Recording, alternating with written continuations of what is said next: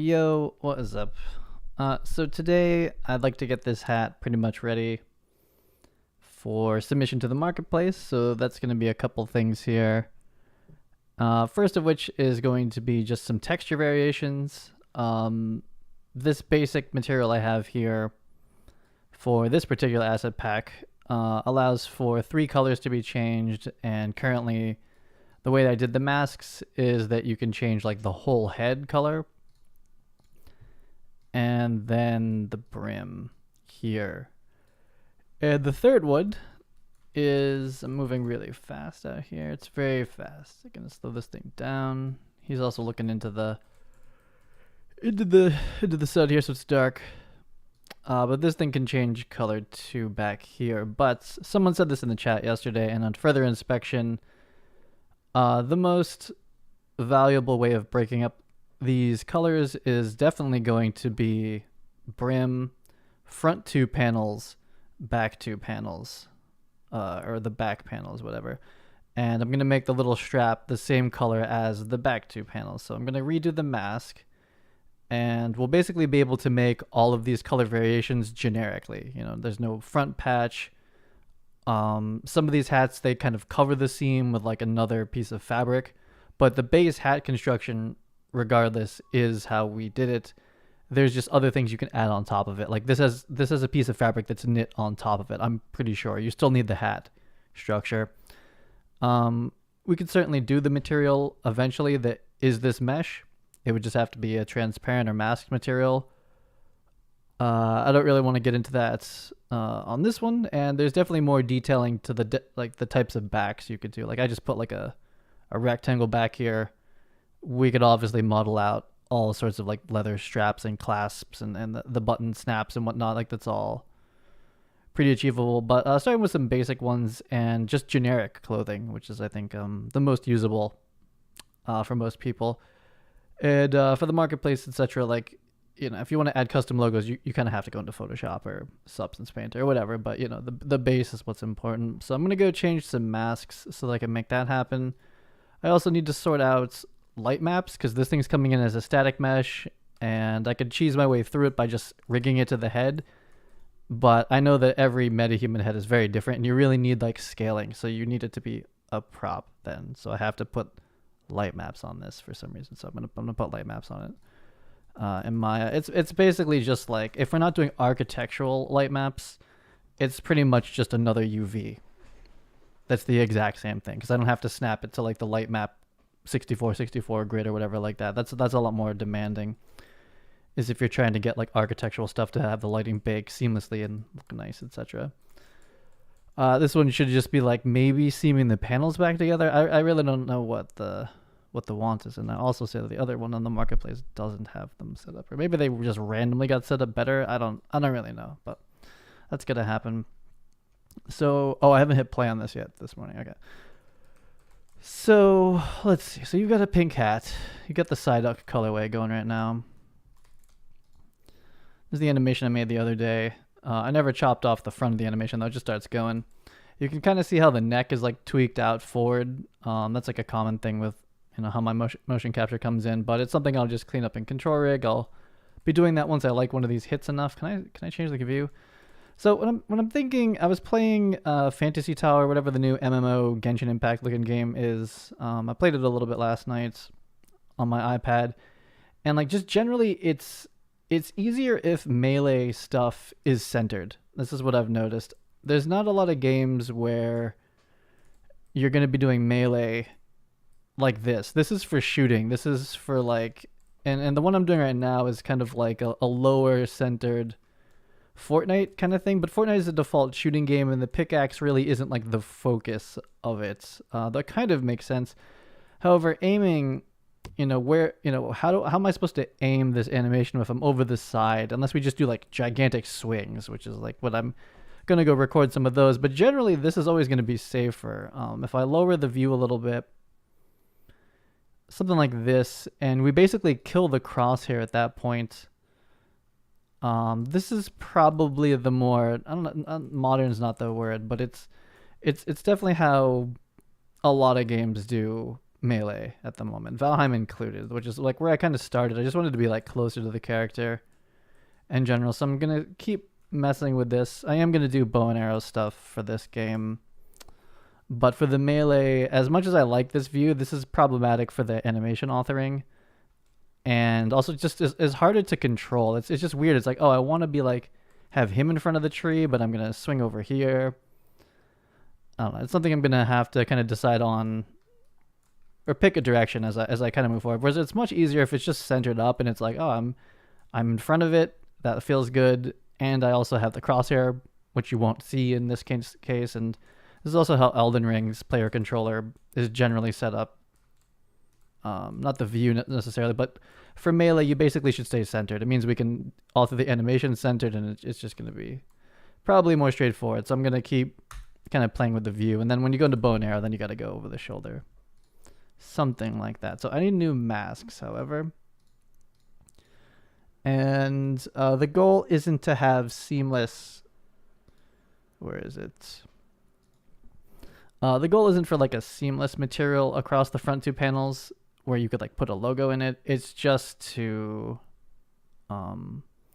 group them together for the material change. And I'm pretty sure that's going to look better.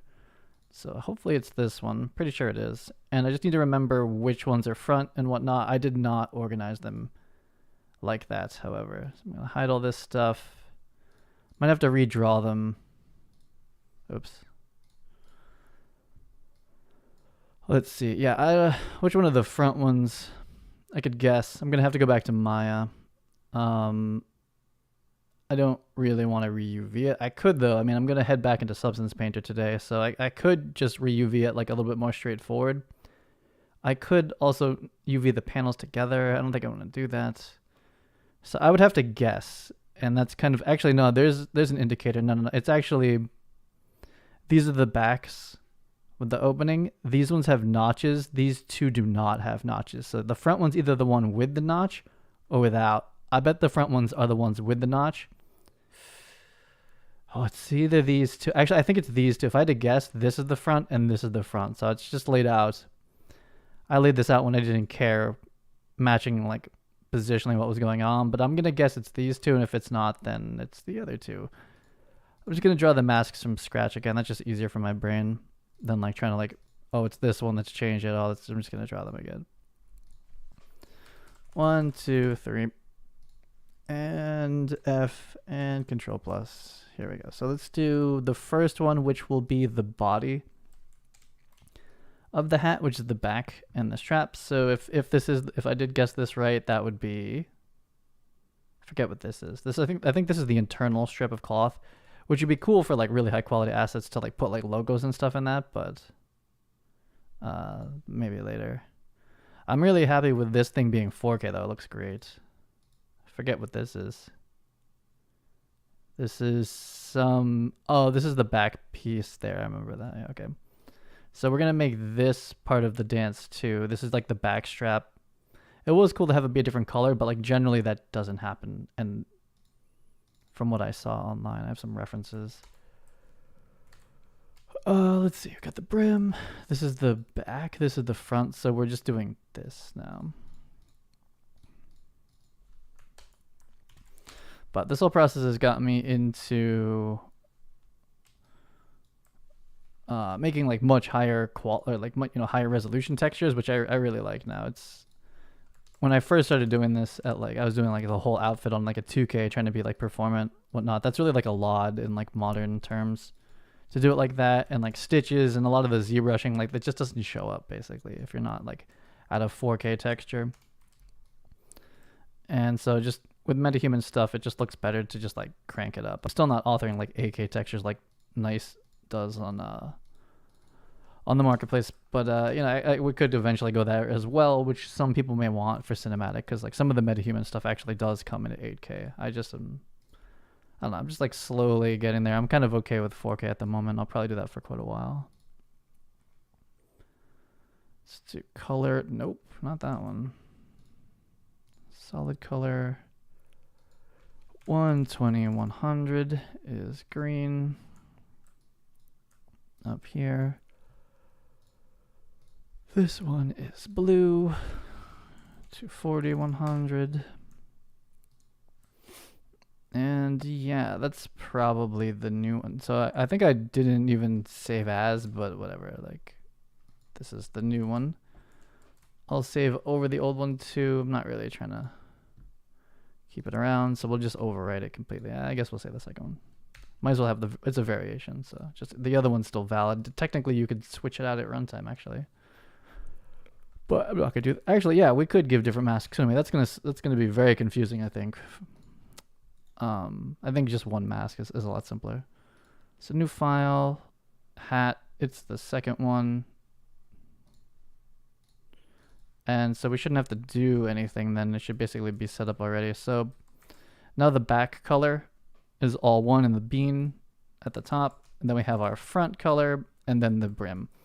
I was noticing this yesterday that I guess I'm just like a little bit off with however you want to think about it. Pretty much the ZBrushing phase, I should have gone for like an overlap slightly on this side. Because there is kind of like, oh, there's a bump and then the color there, so it's not quite right. But I'm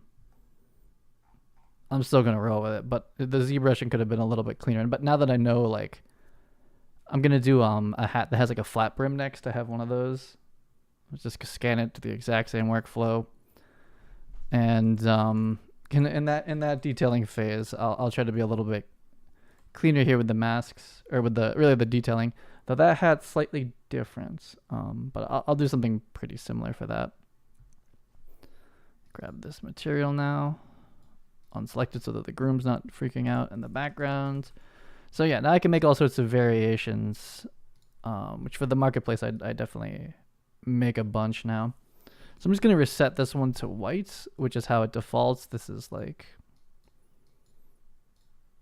the full generic of this material. Is just everything is white, which is valid for something, I'm sure. And so this isn't the submission project, but still I'll kind of build it out like I would. It would be A2, and I typically make everything 0.1, so we get basically a black hat. We always have like a black variation of everything. 0.1, which is pretty gray. It's not even close to black. Like 0.01 is black. That'll be good. Wait, just hasn't updated, I think. Oh, did I update A1? Oh, I always do this. Doesn't really matter exactly for this project, but still. I'm gonna generate all the variations in pretty much like the game project, and then like the marketplace submission one, I have to keep that much cleaner. But this would I could kind of like mess up a bunch of times and eventually figure it out, and then once it's all nice, then I can package it up pretty. Figure out the naming conventions, and generally like in this process I'll make like a bunch of textures, and then some of them are awful and I just don't use them. But in the game project it's okay to have all those variations. So now we have the gray one, and if you do the naming convention correctly, we should be able to just click and it's the one immediately below it. And so this is the gray variation. We can make a black one too. But I'm going to move on to like a more fun variation. So we're still on A3, where the A texture set third variation. Here, this one. Oh, what's up, Funky Pants? Your name is funny. Hellbit. We're going to go the third one. Okay, here we go. So we're on a third one. I'm going to make like the Bass Pro Fishing colorway-ish. I guess that's actually just black.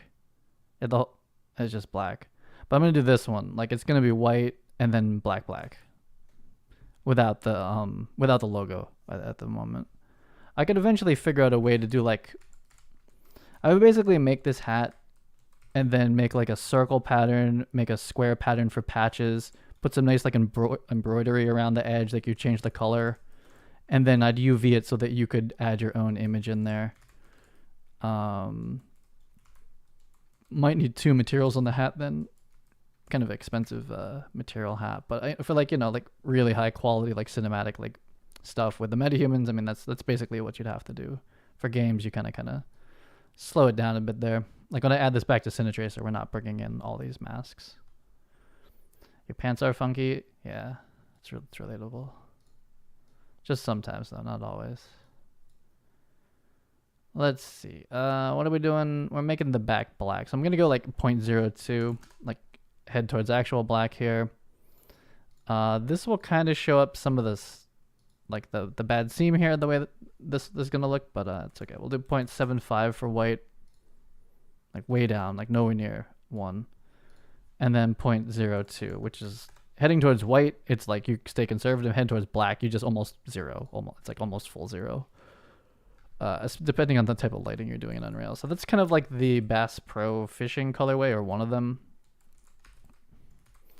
And we can just make as many as we want to. And I think for like the more that I do for the marketplace, the more people will like, you like get it, or like one of these just is the one you want. I think that's a big part of like what I'm like, kind of what I do. Same with Cinetracer. It's like the more examples I give, the better.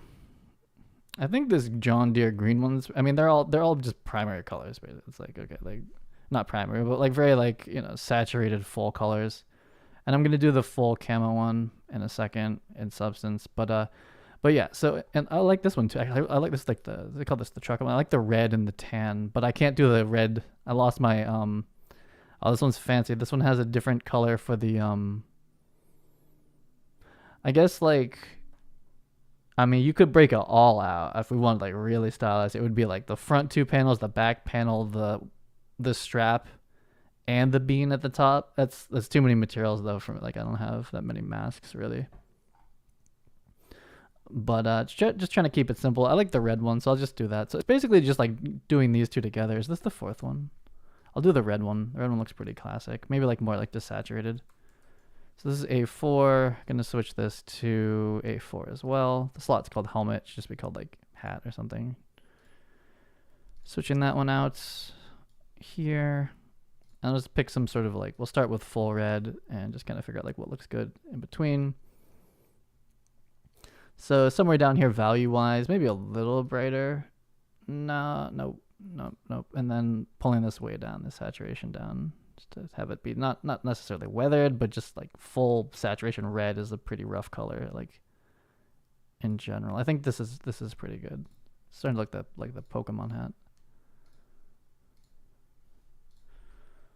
Okay, so there's that one. That one's, I think that's nice. It's kind of being like this one. I mean, orange, I guess. That's like the Hunter orange. I can't really do this colorway. I can kind of do it, but not really. I think camo is really what's next, and that's a whole new texture set. So that'll be B1, and we don't do variations off of B1. It's just camo. I'm not doing it where we like give each like color splotch like its own mask. I mean, that's how the MetaHuman one does those types of patterns right now. But for me, I'm just gonna do it like simpler. But those look like the main variations. I think if I was to make like a kit that was like only hats, then I would do like all the different variations in here for like the 3 different like major hat styles there are. There's like this. I did the kind of like a runner hat.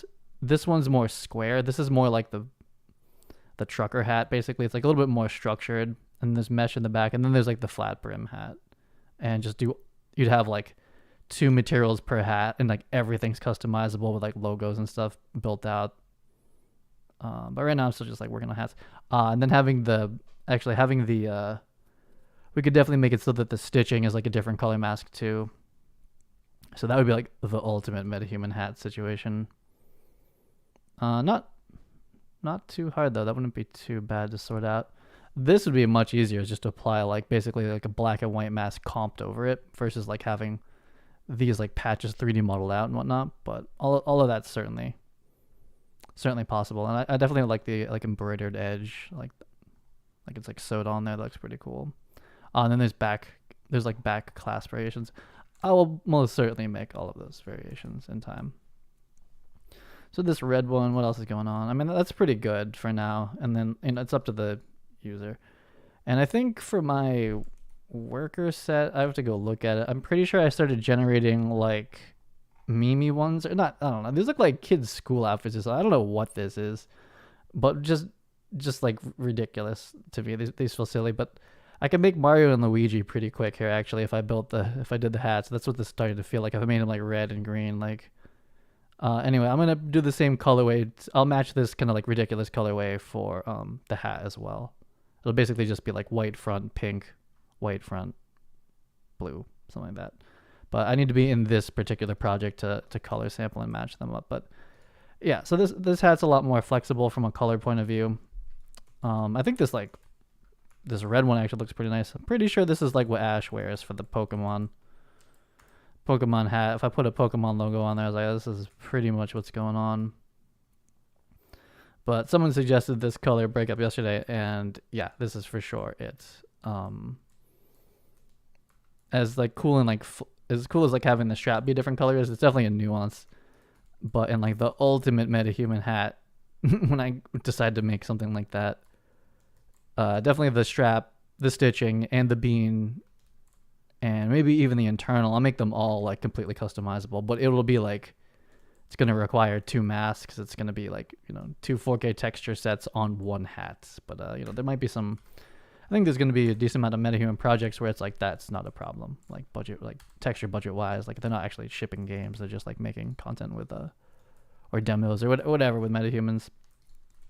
Shipping for games, I feel like you're going to end up like mostly customizing your stuff. So that's a mask change up. I think that's going to be much better. And I'm going to head into Substance Painter and make the all camo version. I think we're good with this.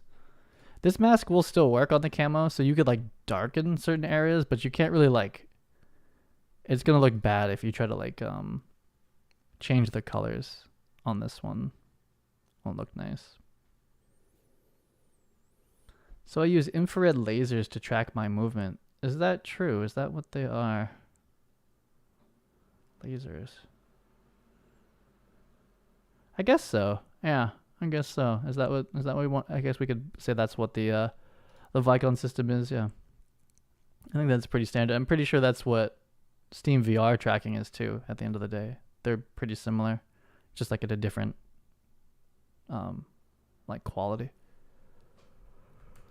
Okay, so here's our hat. This is the generic one. Control-Shift-S is not a thing in this program, so I have to click this button. Here we are. This is the hat one, the generic, and then I can just make as many variations as I feel like. But I got to sort out light maps, and I need to rescale this for the female till normal, test it on her. I wonder how her ponytail is going to handle this. Her ponytail might be low enough, but it's probably going to... Actually, there's a small chance the ponytail goes right through here. I kind of doubt it, though. I think the ponytail's really low. It's probably going to be a clip right through here. Something bad, but we'll see. You kind of... For the hats for now, I've not sorted out grooms. I kind of have to just, like... guess for the most part. You've no idea, but you guessed correctly. Well, congratulations. I think that's pretty accurate. I saved this already. There's a hat too. Yeah, I use Vicon MOCAP. There's a lot of videos on this channel about it. I think bunch of little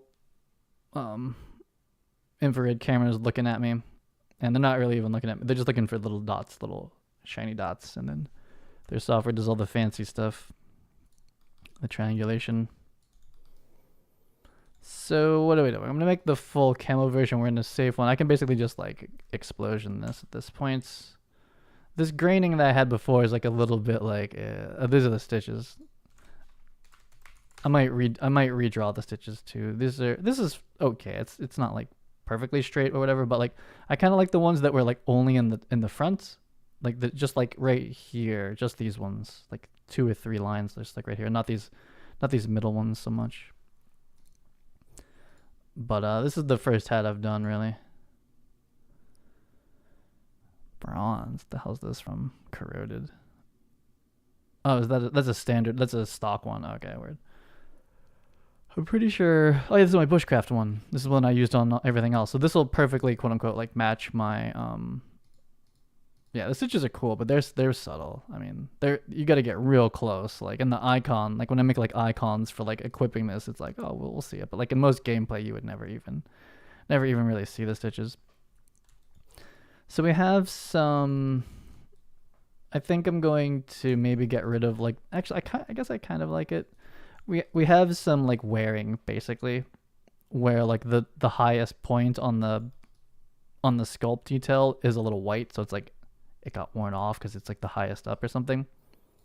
But overall, this is good. It's the exact same material combo that I use on the clothing, so I imagine it looks pretty good on there. So I'm just gonna dump this straight out. This is like basically take the one of these ones. I think it's one of these. Oh, it's this one. Definitely, it's this one, and then I modify it slightly and change some settings and whatnot and some scalings. But yeah, that's all I really need from this one. So this texture set's pretty free. Hat textures. V Series 2 camo. Export. So those will be fine. Those are ready to go. Same mask set will work fine with that one. Is this done? Just take a peek, make sure there's nothing like super obviously wrong with it. We still have some. Oh, I see. That's like a border. Okay. Stitches are still there. They're more subtle as you get to like more like weird materials, or they have like lots of variations on them. So that one's good. I'll probably use that one a bit. 03. I kind of want to make like a plasticky version. It might look really bad. I don't know. We'll kind of find out. I think I did like this waterproof one. What would this look like? I'm going to take the dirt off of it. Kind of doesn't make I mean, I'm not really that interested in pushing that one any further. Chrome. Oh yeah, we could just go for like more. We could go for like the full lumberjack hat. I'm not mad at it. Actually, I definitely want this one. Is the brim lumberjack too though? I feel like the like I make this basically white, black and white, and then you can also change the materials. That's how the shirt works. It's like the same thing. I feel like this is black, and then this is black. Like it's just this part. I don't know. My masks aren't really set up to do this like in a nice colorway, I think. This stuff specifically, probably like a year or two, something like that. I did most of like the avatar character work on like a different YouTube channel as I was learning it, and now I'm kind of back on this channel because I'm like, I feel like I'm a little bit more confident with it. But yeah, something like 2 years, something like that. Maybe a little longer. I think most of it's documented on this channel. I get rid of most of my old videos, but a lot of the early stuff with like mocap and character work, I think it's still online. It's like 2 or 3 years ago. But I've been doing Unreal Engine for about 5 years, maybe now, something like that. I think this is pretty usable. I don't think the brim being or like checkered makes any sense. Like I'm pretty sure like just make it flat. Though this one does it. I mean, other checkered hats. I mean, it's kind of like, oh, we'll just throw whatever pattern on it. Like, is this thing? Are we checkering the brim? The brim seems weird. But I guess I'll just do the full flannel hat. Like, whatever. Well, it's the full flannel hat. If it looks stupid, then it looks stupid and we don't use it. But I'll definitely... I guess I don't really know until I make it and kind of go look at it in use. So these are in subtractive mode, which is fancy, but I'm just going to make them black. And change them to multiply. And we'll get the kind of generic version of it. The clumps say red. I don't think they really are. I'm going to make them gray. Folds. I'll take some free crease folds, basically. General wear. I'm just going to make it white. It's this this red as subtract, and it's like super distracting. I'm going to get rid of discoloration. Edge darkening is really nice. It's just not red, not a subtraction. We'll just push it down here. And thread disruption, I think I end up getting rid of this. So this is like, I actually want to do like a worn out hat with like rips and stuff in it. I was looking into like distressing hats, but it's definitely like one more, it's like a step further than my processes currently is. Can handle. In that it's transparency. So I haven't sorted out how I want to do transparency yet. And I was kind of waiting to do like fur. Like a fur like a fur coat, like the hood, like if the hood is fur or something like that, something small. Because even placing hair cards for like a fur hood, that's not trivial. That might take me like a full day, 2 days. I don't know. Placing hair cards takes forever. So, and at that point, I'll spend the time to sort out how I want to do transparency in UE5. Hopefully, we saved this. This is something. I'm gonna have this exact same set idea for like the shirts, and the basically the shirts of this set have the same thing. So here's the hat version in case you want a full checkered hat. I don't know if that's if that looks good or not though. You could always crush certain areas into full black, and it would basically, you wouldn't even see the checkered. I don't know. I'm sure there's ways to make it look good, but I'm not positive. Like, I haven't seen like a reference that I'm copying that's like, oh yeah, this is like the generic of this. This is just kind of like weird. If I would guess, I would say that the brim is like flat colored, and so is this. This is kind of weird that that's checkered. I don't know. What's up is. But I'll just leave that one for now. So let's go get these new texture sets. Chuck them in here. Hat A. Yep. So the A set is just basically white with like a little bit of fabric-y stuff going on. Hat B set is camo, and hat C set is checkered, which is kind of weird. But I can go change it up if it's like absolutely dog and I need to like get something better. This is not sRGB. And hat C is same thing. Just that one mask is going to be a little bit wrong, or the ORM. It's pretty much a mask. It's not color. Okay. Save everything.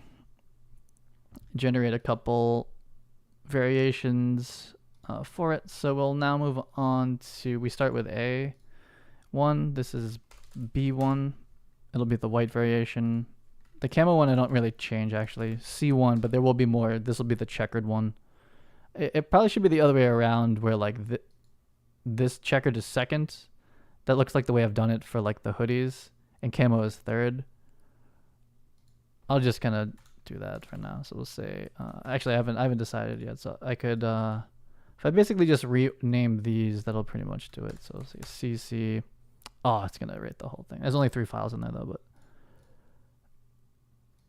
but this one becomes B, and I'll just rename them, the files later for the actual marketplace. Okay, so switch the order. This is the checkered one, and C is kind of like the you can't really change the colors on it that well. Let's see. And luckily we're doing the hat, so the female hat's going to use the same exact textures in this case. I don't have to completely redo the pipeline like I do for the clothing. So B1, let's just get this set up, is the full checkered hat. Kind of weird. We'll see if this is even usable. I like what it does to the normal for the checkered though. The checkered material, like out of substance, is really nice. They make it like very like fluffy looking. I don't use the Unreal Engine like fuzz maps. You can make it even you can make it like really fuzzy. If you use like the fuzz material functions, I don't use them though. Not yet. Then you need fuzz maps like all the Quixel stuff has now. It's like displacement roughness fuzz, I think, is the new channel pack that they gave everyone. So here's the generic version of it. It's just white. But I'll make more. Kind of just like the red lumberjacky one. And then the black one, that's it. Kind of, and then you can make it blue or whatever you want. And in this case, you're still able to break up the different, what's it called? The different places that the checkered material changes. I can't think of what variation that would make sense. So this is white. It's pretty weird. Pretty weird one. Or is it this? But it's I start all of them with the generics now. So this is B2. So it's B set is checkered, and then we'll make it red, I guess. I'm doing it on the instances of the class, just a little faster for now. I don't have to keep compiling it. So we're using the second one. And same mask breakup, but just maybe doesn't make any sense to have a full checkered hat. Yeah, this one might need to go back to the... I mean, you can always do this. I mean, I don't know. I'm not really sure what the idea is with this, but maybe someone can find something nice that they like with it. I don't know. The brim being red too is also like what? Like, I guess it's the same exact hat I did before. There's just checkered over it. I think like if we're to start, it's just like okay, it's like a full lumberjack one, I guess. And on, if we're going for like the match, I do have a material for the torso that's also full lumberjack. So here's like the full lumberjack experience here. Not matching the saturations or anything like nicely.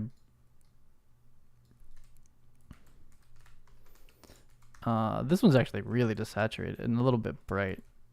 I kind of like this one. This pattern like kind of bugs me. I don't really like it personally, but I suppose it could be used. I feel like if we make the brim flat and you make the back, actually that's kind of nice. I don't know. This is a thing, I guess. Maybe this is like a new style. Like maybe this should exist. Maybe it does. But anyway, you can change the color and it's checkered basically. It's almost the exact same thing. It is a little fuzzier though too. I like the fuzziness they add to that. Let's see here. We have, I think I made, did I make the next variation? I guess not. So we have A, 4 variations, B, 2 variations, and then we'll do the camo, which has no variations. Like really, it's just the camo colors. And that's kind of what I'm doing for this set, this pack. The mask, so you could technically still come and like start customizing this. I'll put camo on. They should match perfectly, hopefully. So that's this one, camo. And then for his shirts, we also have a camo one. And for the overalls, I have camo too. We can do full camo, I suppose. I feel like that kind of blends it together, but I'm going to do the full camo. Did I do a vest or legs? Oh, it's still this one. I have this different for the marketplace now. Overalls, camo. So we're going full camo out here. I feel like that's what you would do. I don't know. Or you can make this black. You can still change it. So this is still the hat one. Yeah, I'm glad I left the weathering on there. I think it looks good. It kind of matches some of the other ones. But still, changing the color is kind of awkward because it's like a weird lerp. So it's not exactly changing the color, but you're kind of like dyeing it. So I mean, you could still do that, or you could make it like darker. But like really, it's not going to be a nice change. It's kind of like a reasonable looks wet, actually, switching this to being like wet. But I feel like it's just all like this. But it is, you could tint it darker or something like that. Like if your scene is like exposed higher than mine is or something, and you want to just stop the whole outfit down, that's certainly possible with all of these controls still. But that's the full camo set. I kind of like this one, actually. Full camo. Even when that one, play this for a second. But those are pretty much the material variations there. Texture variations in here. So we have 3 texture variations, basically fully white with a little bit of cloth material on it. Checkered with a fuzzy kind of material. And then full camo. And we have the masks broken out the way that we do. Mostly for the first texture set to kind of like look like some of the ones that actually exist out there. I think this set's pretty cool though. I would select this. I would play the full camo for a while. I think it's nice. The camo pattern is so much tighter on the hat. That's something, because the hat, we got into like the 80 textile density or something like really high. So we could head back over to Substance and try to like kind of like match it, like just double it up. And it's not like a terrible idea. This checker one, I hate it, but you know, it's maybe there's something. I just can't think of like how to use it correctly, but I don't like it very much. Is this the second one? Yeah, we'll save it, whatever. This one has so much like distressing for free. I kind of like that. Let's see. Here's Woodland. I think this is using the UVs. Yeah, it is. So we could just go to like, I think it's the other way, like 2. We want to go down, make it bigger. So if we did this would probably match the size a little bit better, like the splotchings. I don't know if they do that or not, like if it's even throughout. I would kind of want my camo to all be like kind of uniform. So I just went half size, so I'm going to re-export this one. If I just export this right now, it won't even ask. It'll just overwrite all those files, but even in the wrong folder too, actually. So we need to do it here. It doesn't even ask. It's like, boom, overwritten. And then just re-import all of these. Probably nothing changed here. Can you do all of it? Can I do this to all of them? Re-imports? I think so. I think that works. Yeah, so the camo is like a little bit closer in splotch size to this. I think it's actually a little bit bigger, so I'm going to go back and make it 3 instead and split the difference basically. So something like this. 3, what is it? Control Shift E, yeah. Into the camo. Doesn't even ask about overwriting. All done. And then just re-import again. Usually for like complete outfits, I have like a Substance Painter file that has all the pieces in it to kind of balance it out, like figure out that kind of stuff together. But you know, this was done modularly, so just had to guess it. So they're not exactly the same size, but it's like slightly bigger, and I think it looks a little bit more uniform. The first time it was a little too tight, and then at 2, I guess we could still keep going into like fractions, but I think we're in an okay place now. It's like a little bit tighter than the the body, but not too bad. Actually, I don't really like the camo overalls that much. I mean, it's certainly like an option, but I don't like it that much. From the back, I guess it's just that I didn't put that many like breakups on the back of this. I didn't really, just from like a design point of view, I just like didn't know what to add back there. But the front has like the physical zippers and the buckles, and the trims look kind of decent, and some buttons. And then the back, I didn't do anything back here. I just like kept it kind of generic, which I think is safe.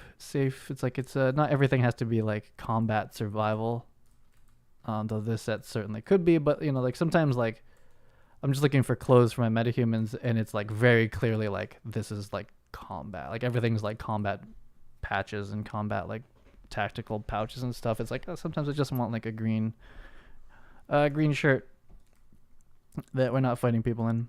And so that was kind of the idea with this, is like you could just be like peacefully doing something in this.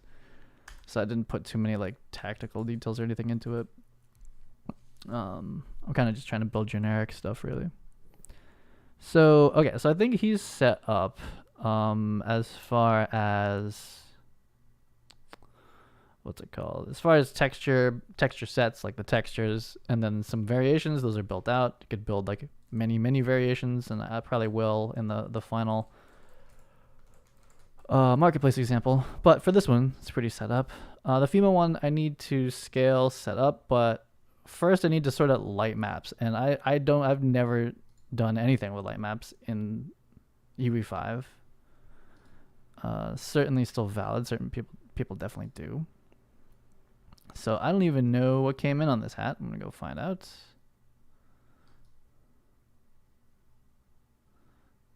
And yeah, okay, so UVs. I do have a light map channel. So this is my UV channel. And then this is my generated light map. That should be fine. That's a fine light map, right? It's like, how big is this? I mean, it just like moved my islands around and so nothing happens. Let's look at this. So I submitted this to the marketplace already. Almost everything is fine. Couple little changes I've already done. But one of the things they said was that the light maps on this needed to be green. But like, can I just turn the light map to like allotment of higher in the level then? Isn't that? But we'll see. Wait, no, we just have one LED. So here's the UVs for this one. Whatever. And what's wrong with this light map? There's no way to make this light map better. What's this? I don't get it. I don't really understand what they were asking. Because if you want to make the light map like chunkier, more denser, I don't really want to turn light maps on this map. But I guess I'm kind of interested. Light map density, right? Okay, so it is blue. It's good. I mean, this is a landscape and whatnot. And this is not the level to be testing light map density in, but let me grab my stuff here. Open this up.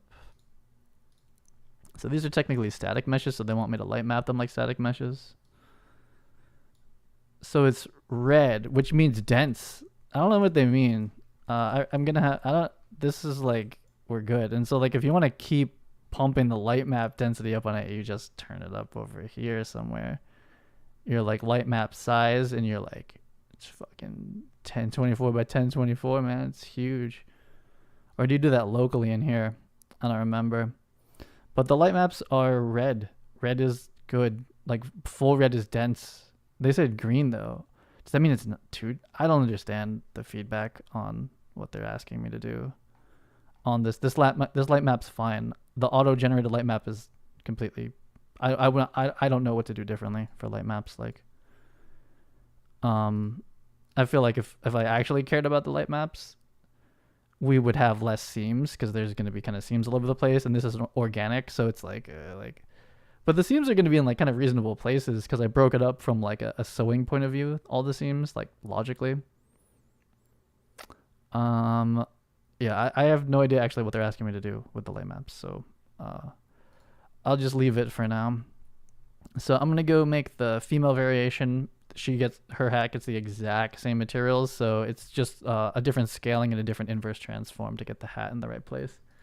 I suppose I'll just give this like a auto assigned material so it doesn't look completely naked. But yeah, I don't know. The light maps are fine. I don't understand. Like they're super good. Seem fine. Is it complexity? I don't think so. I mean, what the hell complexity is there on a light map of like this thing? I mean, like, holy shit, the MetaHumans look crazy. That's awesome. It looks like an anime character. It's like flat shaded. This is great. I'll take a screenshot of this. This is hilarious. Window. I like it. I don't know what this is going. This is a hat for. It's part of the hat journey. Okay. I just don't understand light maps. Maybe that's possibly it. I'm like, I mean, complexity. It's green. Is that what they meant? They said it needed to be green. I'm gonna come back with a revision in questions basically. But I try to do as much as I can before even like getting back. This means it's dense. Usually pink, like red is like really dense. You can like change where the color mapping or how the color is mapped, but like generally that's fine. Aren't these static meshes? What's going on with these being brown? Okay, I just don't understand light maps, I think. And we wouldn't be baking exteriors either. Oh, see, these ones are like red. These are like dense compared to the hat maybe. So what am I trying to like get higher? I just crank that locally though, don't I? Like, so like, okay, so those are red. I have no idea what they're asking me to do. Where do you do light map stuff? Light map. There it is. 64. So like if I just say like 128, they don't have to be square. 256. When do you turn red? When does this turn red? How come it's still pink? Default. Forced volumetric. I really don't know what this is. Go back to 64. That's the stock one. It is. Oh no, now it's red. What the fuck? I got me red now. But this thing's the light maps. Oh, now it's pink.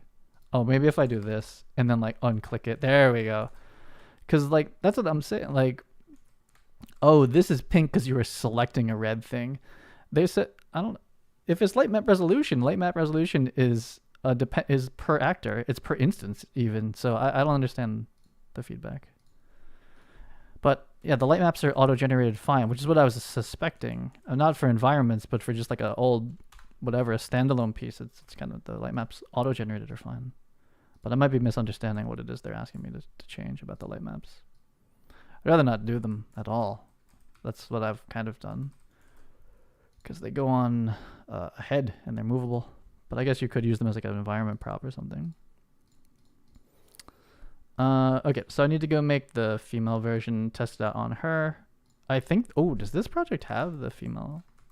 I think it does. Do we have a third person? Oh, no, we're all set. Yeah, okay, so we have her. Yeah, here it is. It's going to compile it all up. I loaded it in for the first time. So we have her outfit. She basically has the equivalent. Like every outfit I make it for these two body types. So she has like her equivalent. They're not the same meshes, but they match pretty closely. And the hoodie up is like kind of awkward because like there's not a lot of haircuts that like are just right here, so it's kind of, you'd have to kind of make your own groom, I think, to like fit this perfectly. But there might be some more in there that I haven't seen that would work out. But I'm gonna switch this to torso down, or hoodie down. This one?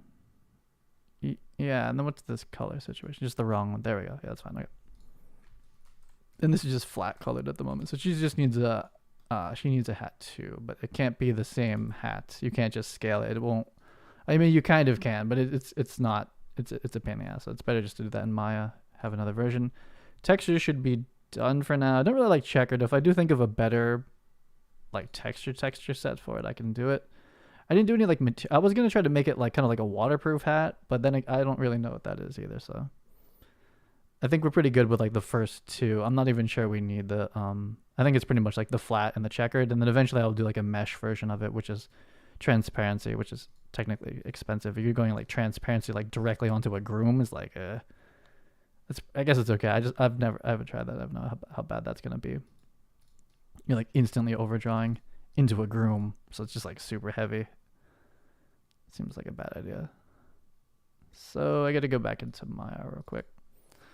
So just have to inverse transform, or I need to scale the hat to the female tone normal. Flip it around. I think that's pretty much it. Test it out. It's pretty short today, I think. Then I gotta go get this stuff prepped. I mean, this stuff is for the game. I'm gonna use it in the game, but I'm also prepping this entire asset pack for the marketplace. So I gotta go do all that. There's a bunch of stuff that has to happen for that to work correctly. And I think, I don't know what the light map is though. The light maps seem fine. I have to just relook at like what the feedback was for that stuff. But I'm kind of glad this hat exists. And now that I've done this workflow, I definitely want to do like the flat brim hat. Basically any hat, like any real world hat. It's like, I'm not going to model it. I'm just going to buy it and scan it at this point. I'm going to have a ton of hats in my house. I have a ton of shoes from doing the same thing. The shoes I didn't do as good a job, but I'm better at it now than I was before. The rigging hat, huh? Okay, well, this one's in the wrong place. I could transform it back, but I kind of need to do this from scratch, actually, so let's get out of here. Hey, what's up, original? I'm making more hats. Oh boy, let's go to here. Here, I need the skeleton. It's this one. I still haven't figured out how to get the skeleton out of MetaHuman 1.1s. Haven't needed to yet. This is like these are assets from my old way of doing it, which still works fine. But I should kind of go mess around with that stuff. Okay, so let's go get the hat. I think it's in my like. I think I just put it like on the ground, so to speak. Here, yeah, it's right here. So okay, so this is like, you know, I basically modeled it for male tall normal, and now I need to get it working for her. Which technically you could do an engine, but you know, it's nicer to have it come in like pre-set up, and I have more nuanced control of scaling and stuff like that here.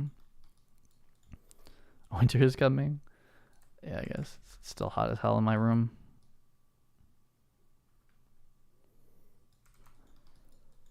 So just scale this thing around. And based on, now she's, the one I have now, almost guaranteed there's a ponytail like right here.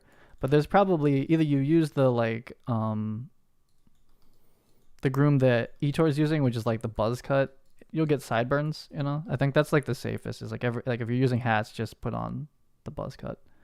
And with that, I remember tweaking yesterday, I was like, oh, we can get pretty snug back here. A little bit back, but like, you know, the closer I hit this fit, the better it just feels like out of the gate. You know, it's like, oh, okay, like in the best case scenario, no one has to adjust anything. Like if you're using like the generic MetaHuman female head archetypes, this will fit probably most of them.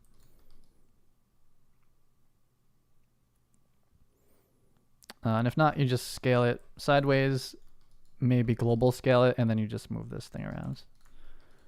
And that's as good as it's gonna get. This from the front.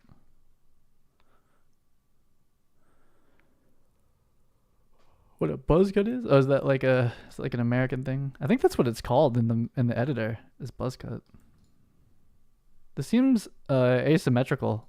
Like this is air gapped out bigger over there. That's what I was wondering. Huh. Did I do that? It's not a problem. I mean, we did go for symmetry on the hat, but it comes from photogrammetry really, so it's not like.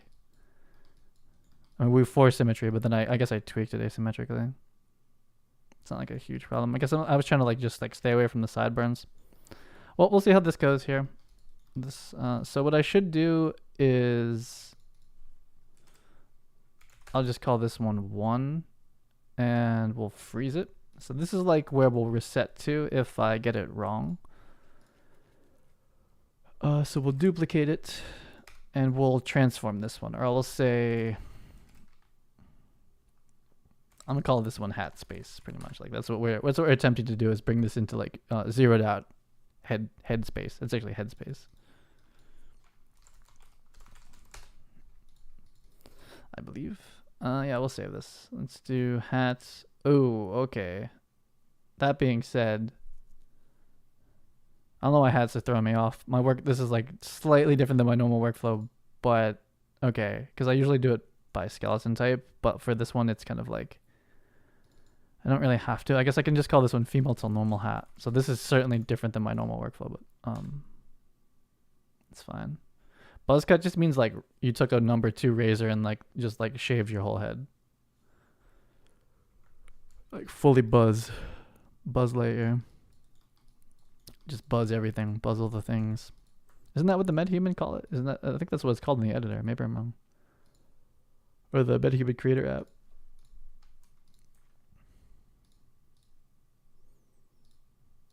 Okay, so locator to head, locator, manual, zeroing out. We are now exactly where the head bone is. Unparent, hide all the things. Parent hat to locator, 0 locator. Oh no, 0 the locator. So now it's on global space pretty much. It's like globally aligned. And then rotate this towards -y, essentially, which is like this, which is a 90 global this way. Take out hat, freeze hat. Hat is now in headspace. And pre-placed, with care. I'm placing this nicely. Hopefully the light, I'm not going to do the light maps thing. I don't know. Like it's generating light maps that are fine. I really don't understand. And that's probably just it. I just don't understand. But this is how I'm doing it right now. Let's go back to UE. All here. Okay, so I should have put usually I have an entirely different folder for each skeleton, but this one's off. It's just scaling it, so didn't. So we'll just say FN like this. The other one's male till normal. So that should be it. She should have a head slot. They're the same class at the end of the day. So import this. Let's go get it. Hat type 1 to UE. Female till normal. Okay, so I do want to generate the light map, and I feel like it's fine. But that's like all the feedback I got on this kit. Like it was all very reasonable to address, very easy. But then there was like the light maps weren't like something. I was like, go look at that. They send you like a gigantic checklist of stuff, and it's like I don't know. That was a new one for me. And like there's definitely different I mean, I guess this is obvious, but there's different reviewers, and different reviewers catch different things. I would say that much. It's not been uniform, like the feedback from some of these, which is fine. But yeah, I get like different feedback from like different people. It's like having like 4 different bosses that like are all looking for different things. Let's see, what are we doing here? Let's put the hat. Which one's the best? I don't know. I feel like I like this one. I like the Pokemon version of it. Or the full camo. I don't know. Let's try the Pokemon one for her. So I guess I'll just do it in the instance here. That there should be a helmet slot. And if I say FTN hat, that's not a thing, huh? Hat. There it is. Female tall, normal worker hat. Is there an offset in this? There is. Okay, so, and you can't zero these. Oh no, there we go. Wait, what? I can't zero the helmet. I can't change this in the instance. It's also scaled a little bit funny. It's scaled for like the helmet or something. We can't change that locally. 1. No, there it goes. Okay, 1. Oh no, I was resetting to defaults. I see. And then the defaults were something else. Oh, we want to zero this. Oops. I should actually. I don't give the user the class setup, so it doesn't even matter. But okay, so it's still the, we do our best to match it generically, but it's still for her head. We got to bring it up a little bit. Can be a little difference. This is why we don't want to give it as a skeletal mesh. We want to give it as a static mesh. But then we have to put light maps on it, even though it's a hat. Okay, so it looks pretty good. Even bald. She's just bald at the moment. But if you go and get... Actually, I'll try the ponytail. I'm pretty sure the ponytail is going to come right out the back in a bad way, but let's see here. So let's do the hair. Ponytail. And I need the binding asset, most importantly. Don't crash, please. Okay. Let's go get the binding asset.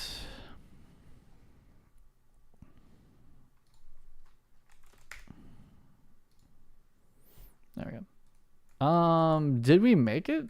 Is this like perfectly through the back? That'd be hilarious. I mean, all the MetaHuman heads are different. No, not even close. Not even, like, no. I mean, I could probably get this scaled to fit this. Actually, I don't think it's that bad. The helmet. So, nope, not that way. I mean, it might need like a bit of a global scale, actually, but we'll see. 1.1, so that's front to back. We kind of need it to get the ponytail part in there.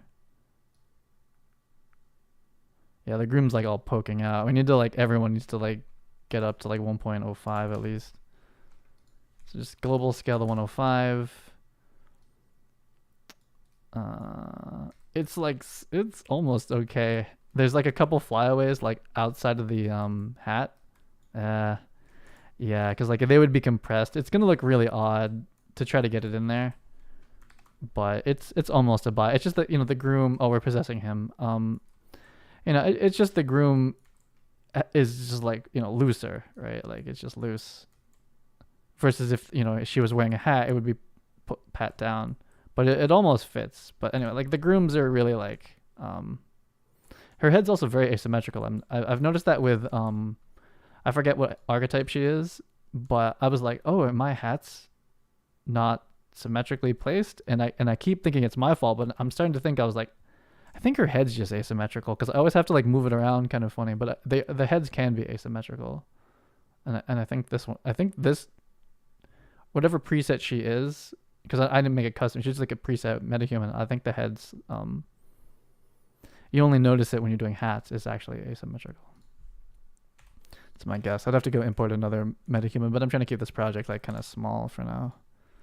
I'm just gonna reset and then put it back. We can't handle the hair. I mean, it's you need to author groom specifically for hats. I mean, there's pretty much no other way. Or the hats are just very, very, very, or the groom is very, very tight. Basically, it's it basically doesn't exist. It's very subtle. But yeah, I think her head's a little bit asymmetrical. Because this hat, I always have to move it in a weird way, and then I don't have to for Etor's heads. Just no, I don't have that issue.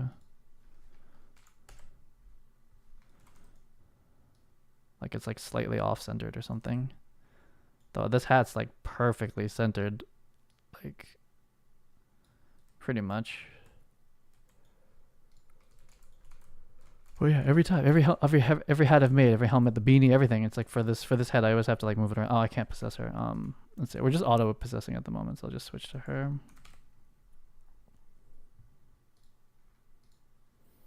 It's heavy to have 2 MetaHumans at this level in this scene like this, with groom hair. It's you definitely would have your main MetaHuman could have groom or something like that, but everyone else goes card hair. Just chill that one out.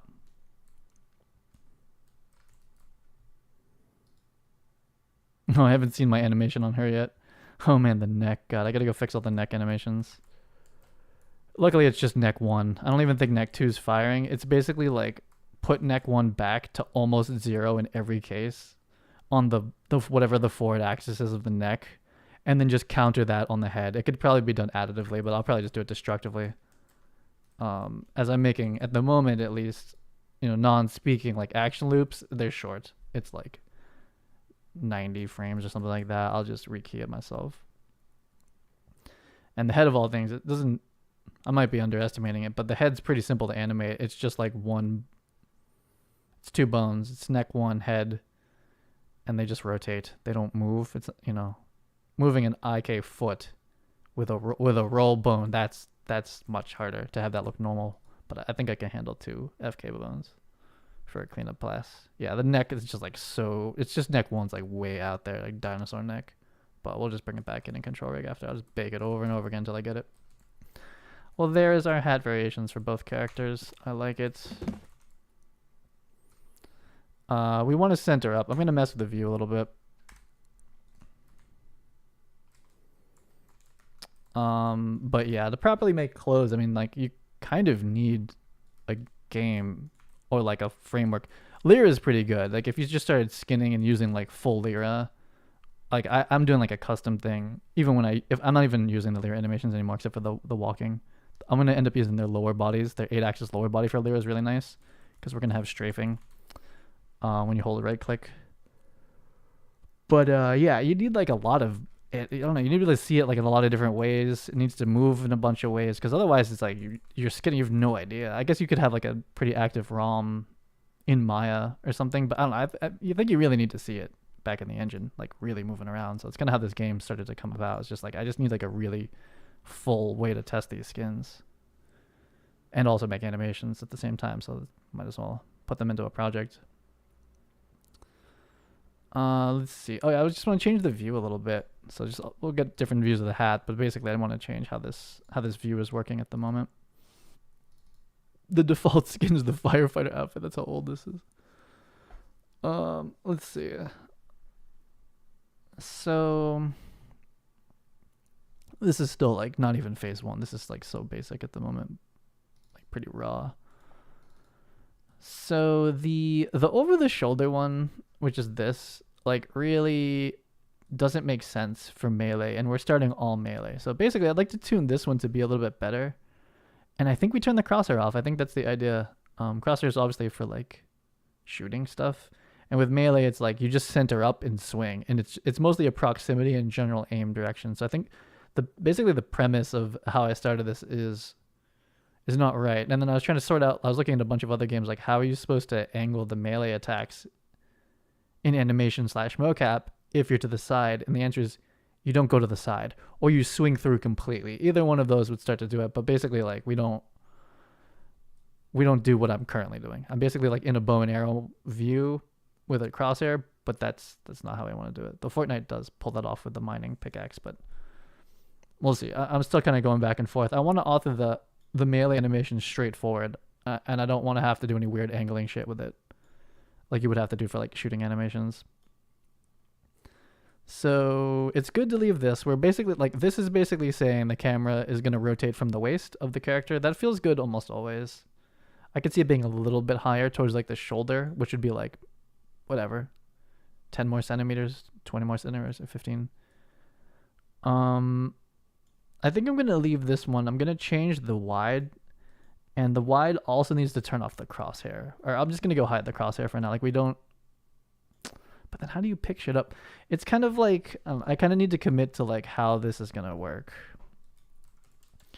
What's nice about over the shoulder is that you're like, I'm picking up this log and like my body doesn't block it. So it's like, but then you have to be like, picking things up is actually kind of laborious. This is how Valheim kind of works. Is like you actually have to hover over the log before it'll do it. Versus if we center up, you can't, I guess you can kind of hover over things like this.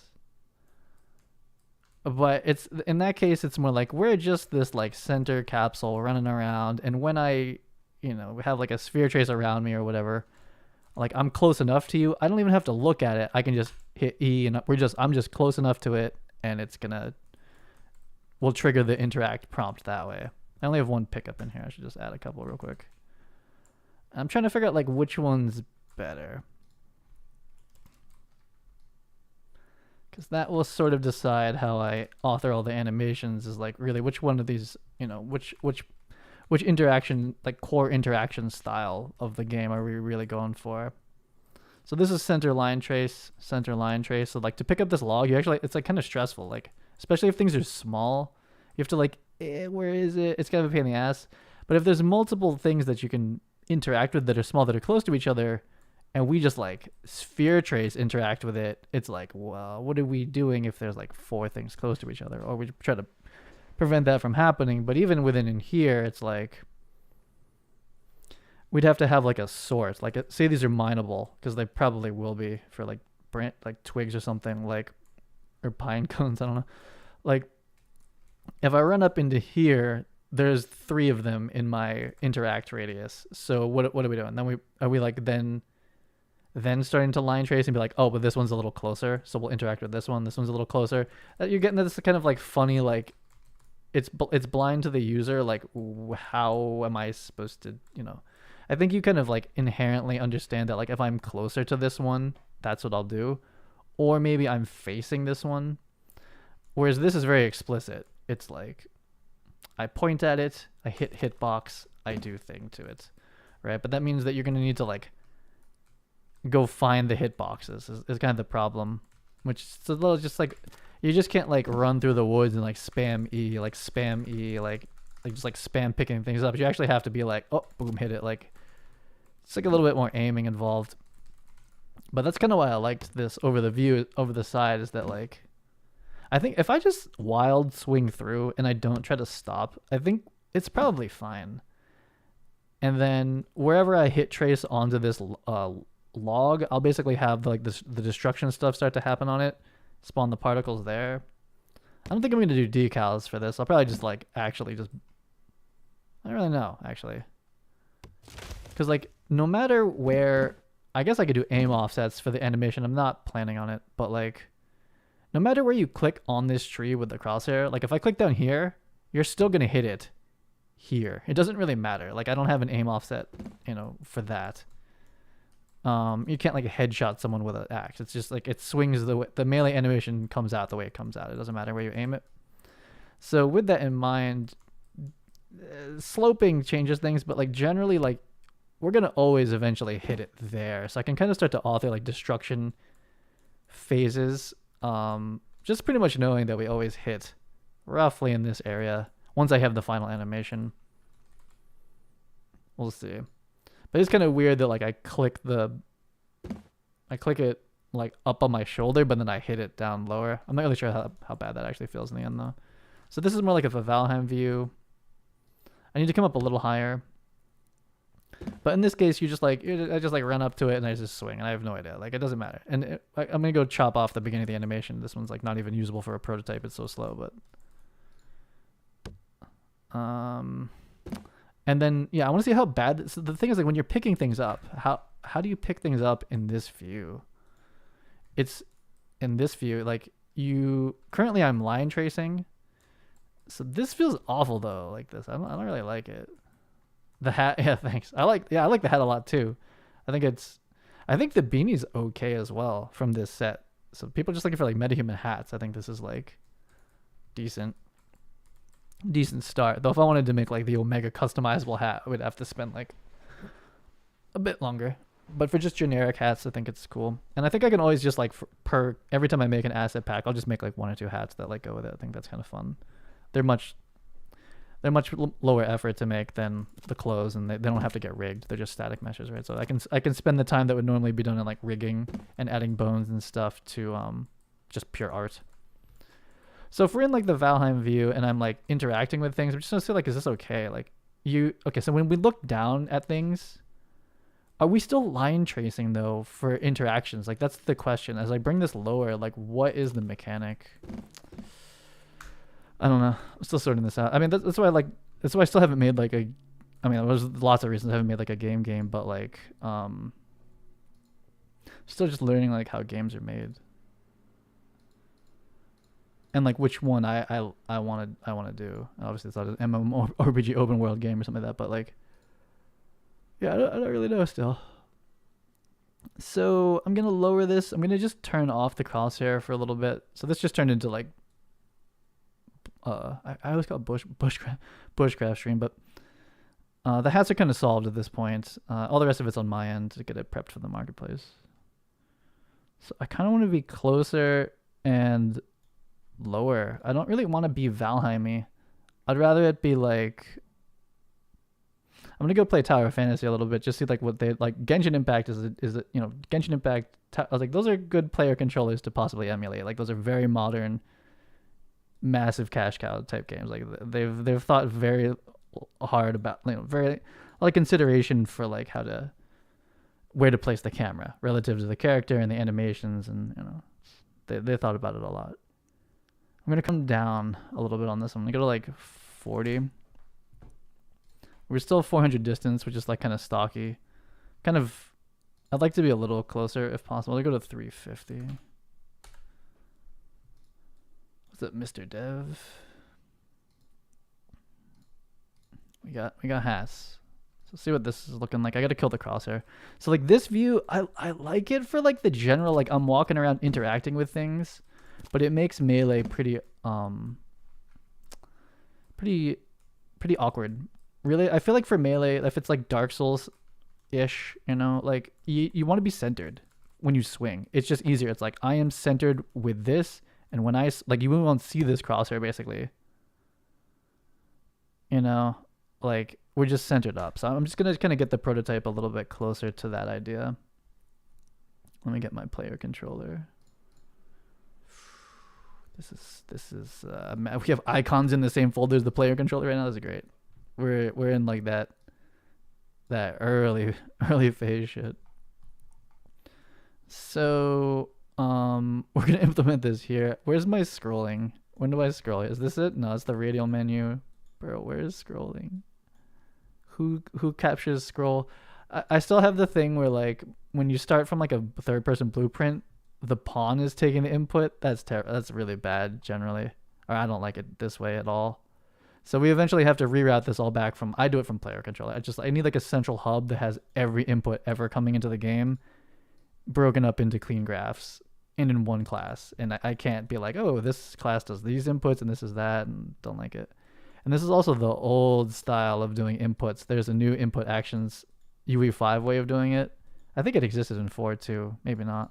But anyway, there's a new way of doing input binding, and it's all in assets. It's a little bit more abstract, but I'm not doing that yet.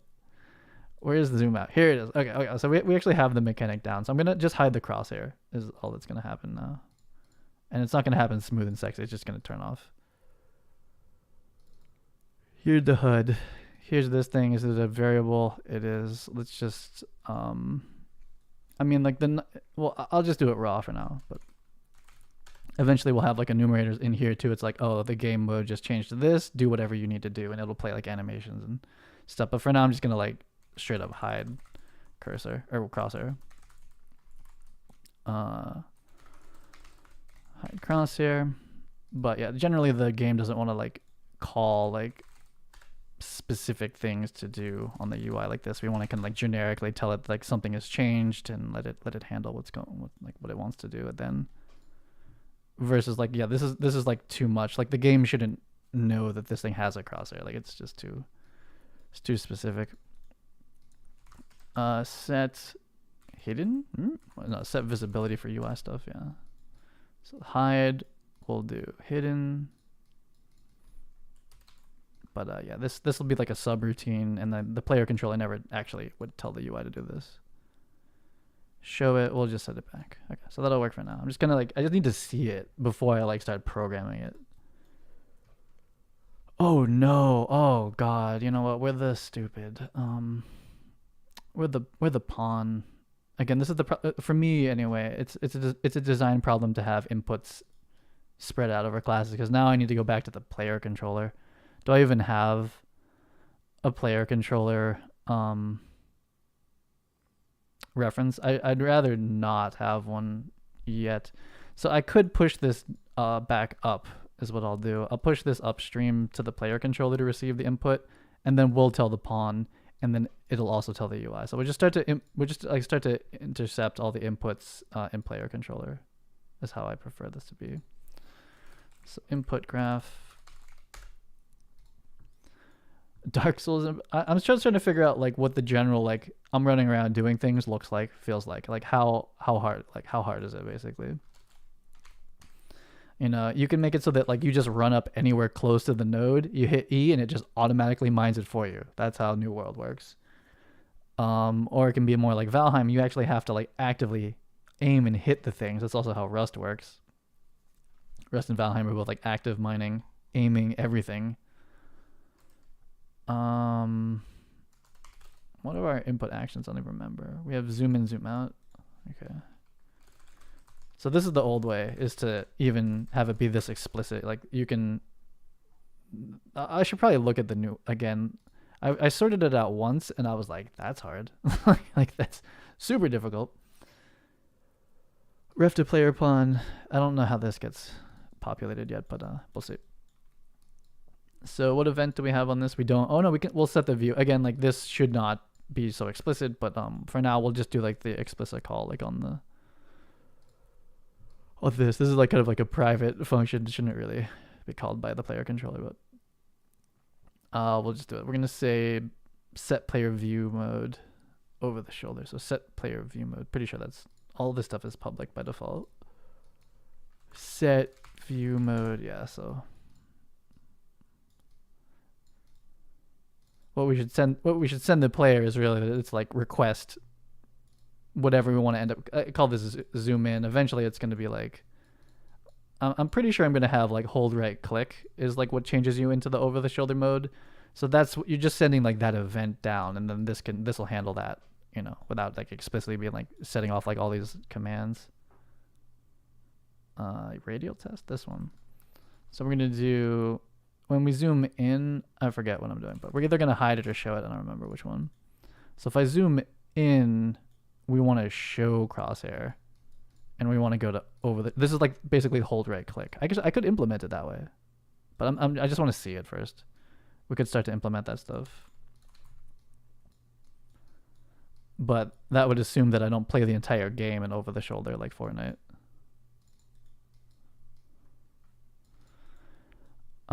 Okay, so when we zoom out, we're going to go to wide, which is like my Valheim view, which is turning out to possibly be like the default view. And when you get center aligned into the screen, there's no crosshair because you'd be like hitting yourself in the head. And I also need to tell the line trace to ignore the player pawn. HUD is show crosshair. Where's my line? Who's doing the line trace? Line attack, line interact. Well, both of them actually need to ignore the player. So I'll do this for now. Make array, and we'll start off with our good old player pawn here. Should be able to take any actor. So I will do this for all of this. I was actually worried about this being a problem before. Hasn't been yet, but line trace always ignores the pawn. And so this is this already gonna happen? Yeah, okay, so it's not smooth, it's just like boom, like snaps into it. So this is more like, we'll probably be even closer, like when you're shooting like a bow and arrow, right? First of all, and when the crosshair's out, you should be strafing. Valheim's a bit odd in that like, Valheim is a pretty interesting player view setup. I'm not sure that I want to use it, because I don't want to be that far from the character. Like this is supposed to be like a more intimate thing. So it's still like, I'm probably still going to end up in like my own variation of this, but I think generally being centered makes melee so much easier. Like if I'm to hit this tree, it's not like Rust where you hit the tree matters. Same with Fortnite. That's like it's this like, you know, like in Fortnite, like when you're mining the hot spots, like you mine them faster by hitting them. Same with Rust. It's kind of to warm up your aiming, because there's an aiming shooting game. So even when I'm like mining a tree, I'm really just practicing aiming. Here's the target, click it. Here's the target, click it.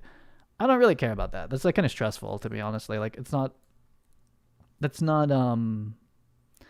fun in this context, in my opinion, because I'm not really trying to go like shoot people directly after, right? So it's like they basically take like what is like, because both Rust and Fortnite are shooting games, like, so you're basically like let's just stay in like I'm shooting this target game mode, because that's eventually what matters.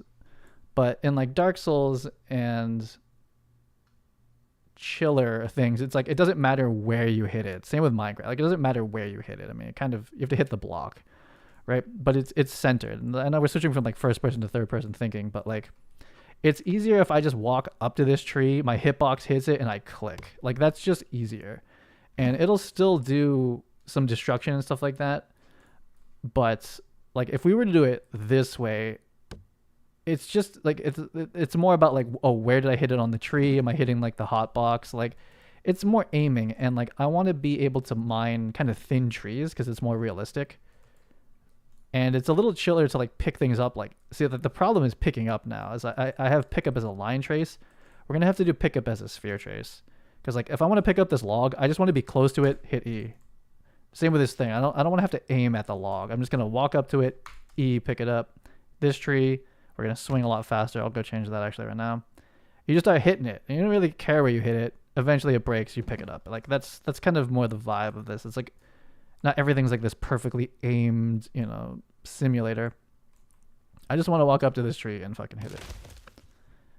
And it's going to be more about like how much wood flies off of it and like the effects and the animation more than like aiming.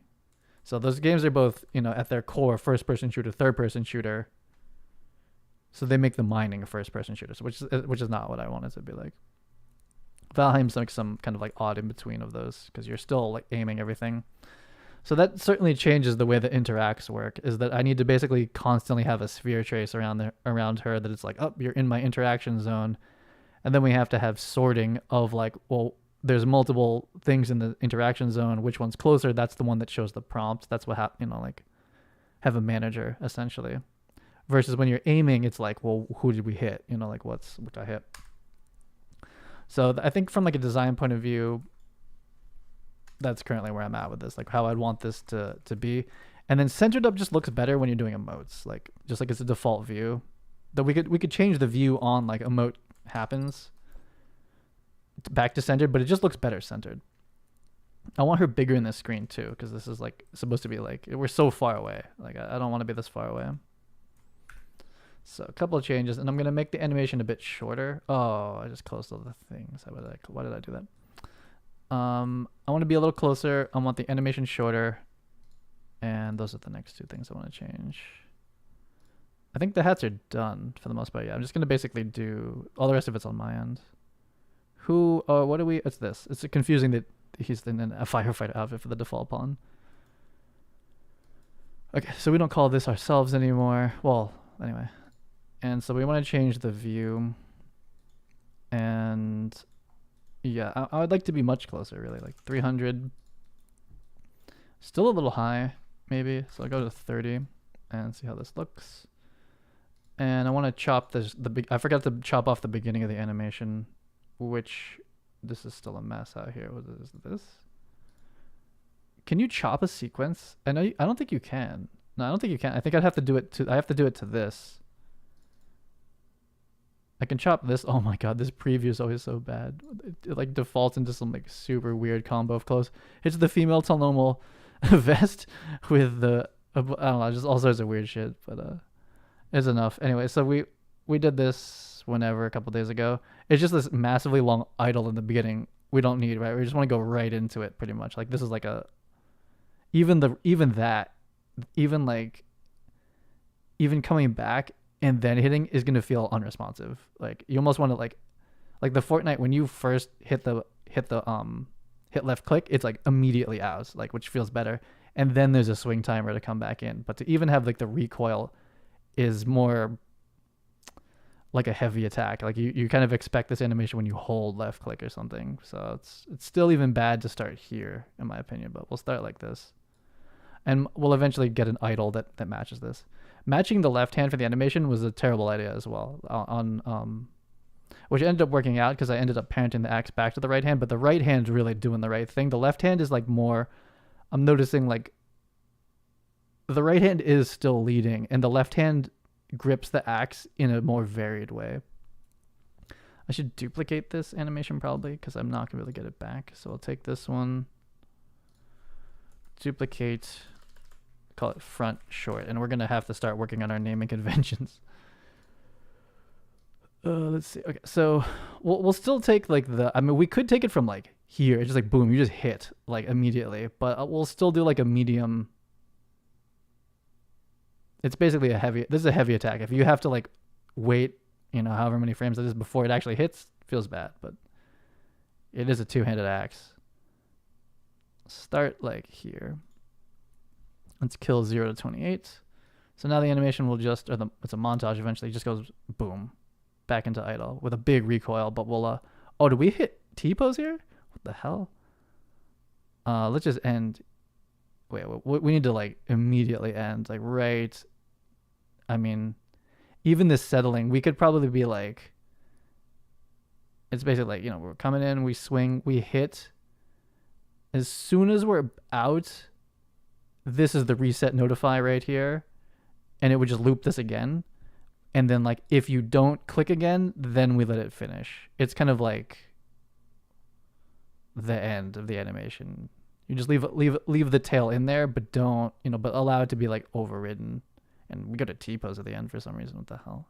Can I just delete this? But I'll leave the tail in there for now. But we need to put an anim notify in here, or several. I'll take it from here. So we'll delete this off here. So 97. Please don't go to T-pose at the end. What the fuck is that? How come he goes to T-pose at the end? What the hell?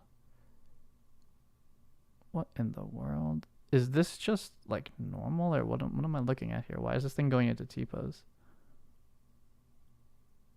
What the hell? Why does it go to 0 at the end? What? That's super weird.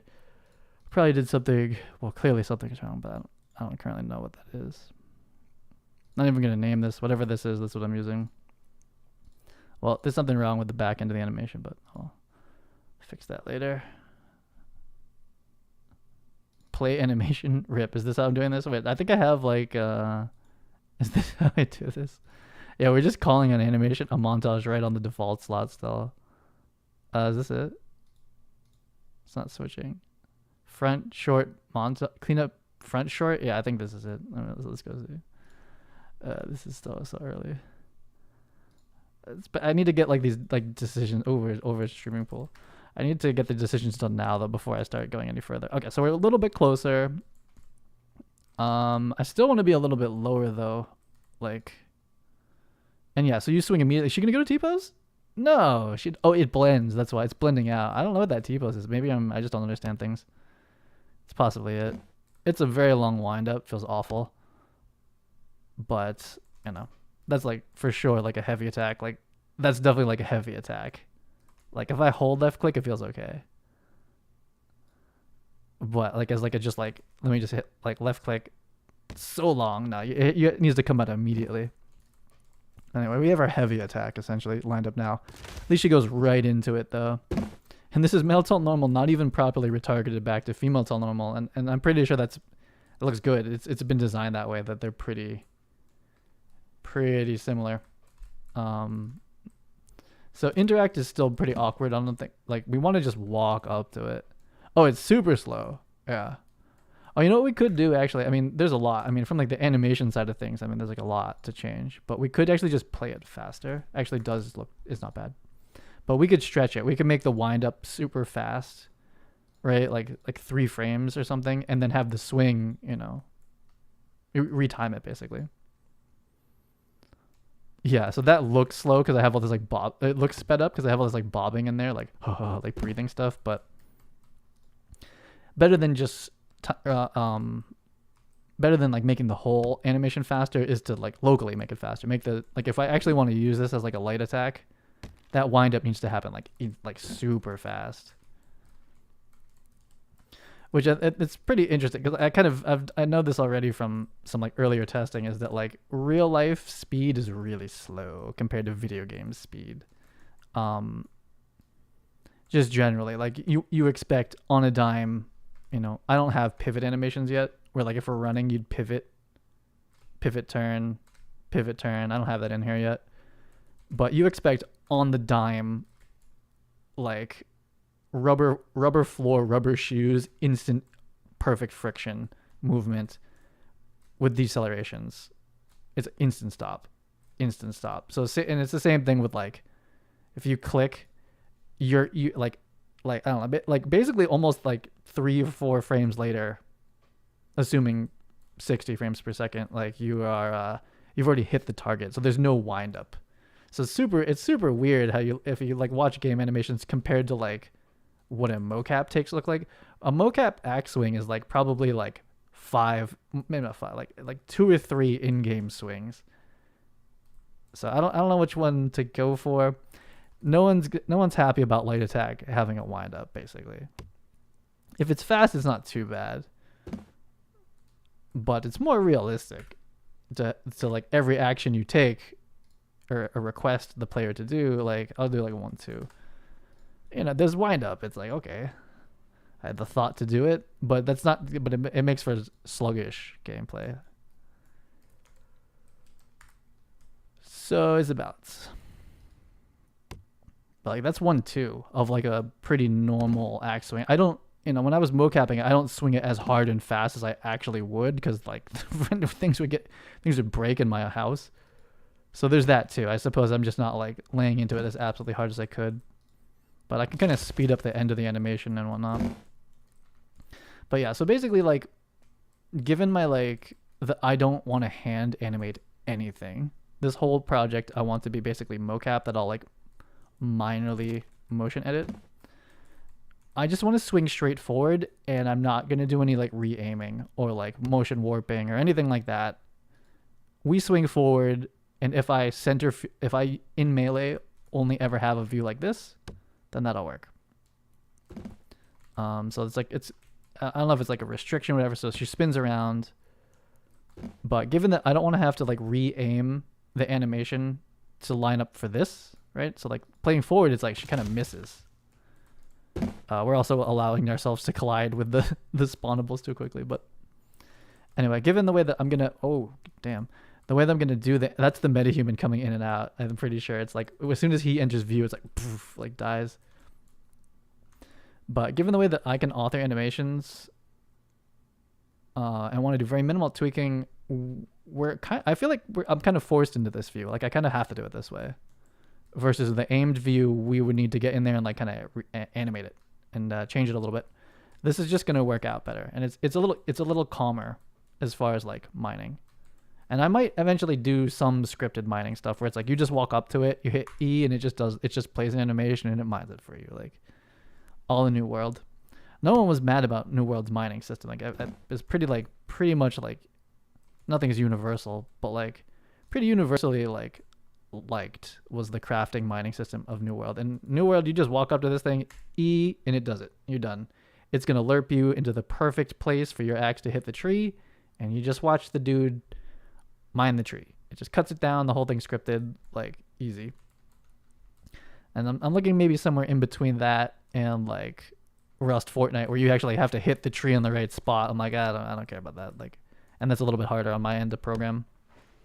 It's more like a gun game. So this is kind of like if you mined in Dark Souls, it would be like this. It would be like we just like run up on it, and if your hitbox hits the thing, then you hit it. We're still line tracing, but it's gonna change to hitbox soon.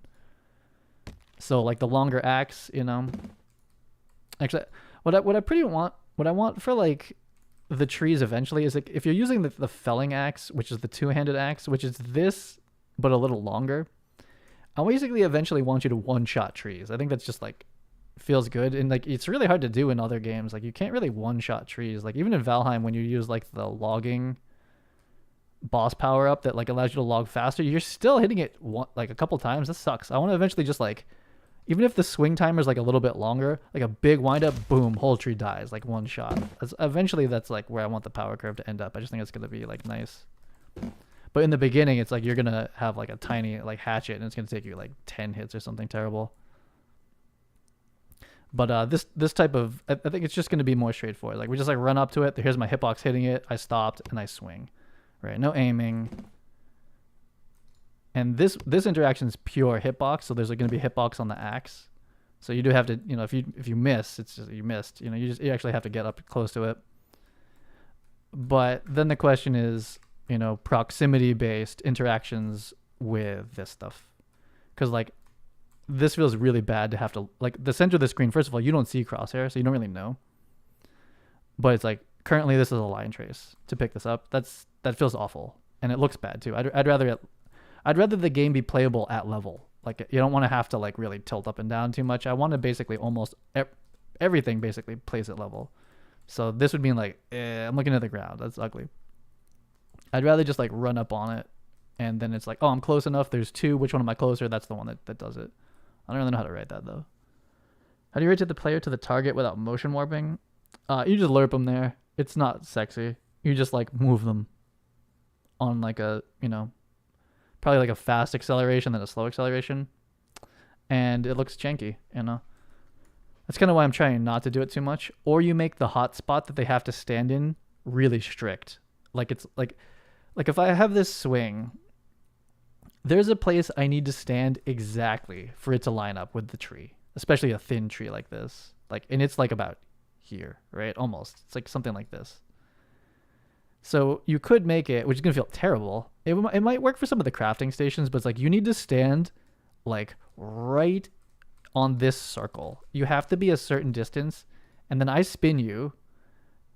And if you did it from here, it'll basically push you back, and it'll look like you're floating for a second. And that's what New World looks like right now, when you're mining trees specifically. Pretty much anything. And I'm pretty sure it's radius based, and then it'll orient you, which I'm already taking over your orientation at the moment, which is pretty smooth. We have a pretty slow turn rate, so it's not that bad. But like, I'm facing camera. If I left click, I'm spinning you. I just spun you around. Like, so it would be the same thing, but positionally. It would also be like, so if I was like here, like if I'm like too close for the animation to look nice, and I'm facing the wrong way, I'm going to spin you and move you into the perfect place. And that's what a lot of game stuff looks like. Like, it's the same thing. Like, if you want to interact with him and there's like a handshake animation, it's going to lerp one of us. Someone's getting lerped into the right place for the animations to line up. Like, I mean, I suppose there's like, you could go in on like dynamic handshake mechanics or something, but I'm pretty sure no one's doing that at the moment. So I'm kind of back in like, this is very close to how, what's it called? The third person pawn is by default from Unreal Engine, so we're kind of back here. And when we go over the shoulder, actually, let me try to like approximate like an over the shoulder view. It won't be a smooth transition yet, but we'll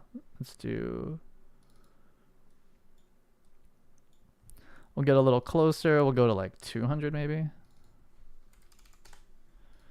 I might push the field of view in even further, like 70. And let's see. I have no idea what that's going to look like. There's no way of knowing here. You have to like kind of actually, you kind of get a preview. Anyway, it's kind of back and forth for now. Or you make like a game mode where you can like change these on like sliders or something. We're off to the side 50 and up 30. I'm going to go to 40 maybe, or I'll go to 35. Just kind of see what this over the shoulder feels like. And eventually it's hold right click and you'll just smooth slide into this view. Okay, so this is the like potential over the shoulder. This feels about right? So it's like, okay, we're doing melee stuff. Whoa. We're doing melee things and we're just centered up, and like the general mechanic is like, unsaid, but like kind of understood, I think, in most third person games, is like walk up until like I can't move anymore, swing. Right? So it's kind of no-brainy, like very controller friendly type of like bump, hit. Versus like aiming it, like that's not what I want for that. But then when we go to like bow and arrow type stuff, which is kind of limited, I'm not going to do a ton of it, but then it's like, okay, boom, now we're here, and we'll lerp into it, right? So this is kind of like your over the shoulder, pretty similar to Fortnite, like assault rifle looking view. Some games they really put the player on like the super side. It always looks kind of weird to me, and then you have to make the animations match that. This is awful for mining. Like I think it's a bad idea to have like aimed mining. I know that's how Valheim works, but like and Rust, but like I think like you hit it, well, this one's not mineable yet, but like you just walk up there, you fucking hit it. Like that's, and I think pickups are the same way. That being said, I have not programmed an interaction interface or an interaction system like that. I watch pretty much any YouTube video where someone has custom modded Lyra, because they're always doing something like kind of interesting. It'll be like one little aspect. They're like, oh, now it has an inventory. Now it's first person. Now it's this. And it's like just seeing how other people like kind of just structure it has been really helpful. I saw someone doing a sphere trace interact. I'm going to see if I can mod that into this real quick. And the rest offline, the rest of the day is just to get this stuff prepped for the marketplace, but we're basically ready from an art point of view. So I saw someone do this online, and in the base third person, they just put a big old collision sphere, and it's just like constantly asking. Feels awful to have it be that high up in the air, or this high in the hierarchy. This thing is just constantly asking like, who are we colliding with? Who are we colliding with? Like, and as soon as it's interactable, it's like, oh, you're in the. I think he might have had a pre one. Like, it might have been like he had a really big one, and then he started line tracing from the origin to the object. So like this would like kind of preload the system up and be like, okay, something's getting close to being something that's interactable. Is almost ready to be interacted with. So he's like kind of queuing it up for some reason. I didn't quite understand why. This is a rather wide radius for a game where we're going to be like mining bushes. Like things are like pretty close together. The line trace version is easier to program, but I think it feels worse. Like I don't want to play that, like really. So it could be like this, where actually if you look at the floor radius, that's not enough. You can almost have this be down here, where it's more of like a circle trace around the feet. But I bet for a lot of reasons that's a bad idea. In case, actually, if you think about like Rust interactions, like you can jump, loot the box and still be looting it. It's because like the loot trace distance is spherical. It's not based on your feet. I'm thinking like, cause like, yeah, there might be things you want to loot. They're like in the air. So nah, you do have to loot 360, something like this. That's a pretty large sphere. But considering that like some of the stuff is on the floor, you still have to get it like here. I'm going to back up. It doesn't have to be square either, I guess. I think it's based on view. It'll be like what feels right for the camera view distance. Like how, like does it seem reasonable that I can interact from at this distance? Okay, so we have this sphere trace that's on the pawn. So this needs to send it back to my... Well, I guess it comes down to like design. Is like, how much is the pawn actually doing? Is the pawn actually looting? Does the pawn have the inventory? I suppose that's the multiplayer way of approaching it. Is that like, yeah, each pawn that like a player is controlling, like, is that really the thing that owns it? Like owns the inventory, owns this interaction? Or do I just tell this, or does this like dumb pawn basically be like, tell the player control? That's how I like to do it usually, is like, I bumped into something, you figure it out. Like, that's kind of like how I'd rather do this. And this thing is as dumb as possible, and it just plays animations. It doesn't think at all. It just sends everything back. Probably have like an interface for that probably. So anyway, step one is this thing collides with some shit. Like, where are you? Overlap? I think that's how we're gonna start this up. So this is, I'm gonna call this the interact sphere. Might evolve into something a little bit more. We'll see. It all changes kind of quickly as soon as we start trying to like kill an enemy or something like that. But I'm not gonna do that yet. Just mining. Just mining is the first steps, and then getting the animations in there, looking good. Walking up to like a anvil and start hitting the anvil, that sort of shit. And that's all just pure interact. We're not worried about fighting it, fighting another, not a pawn, but fighting another character class basically.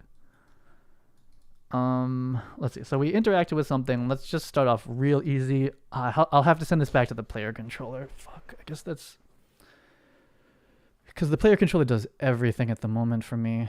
Okay, so we need a perma reference to the player controller. I'm just gonna start to get that going. That's just how this game has to be for now. So we'll do get player controller right in the beginning. We'll cast to the, what did I call it? Hopefully bushcraft something. There's. We'll precast it, and we'll just do it once in the beginning. We have a reference, so we are expecting to talk both ways, which is not always the best, but we're going to do it this way. Ref to PC. We have one. We can two-way communicate.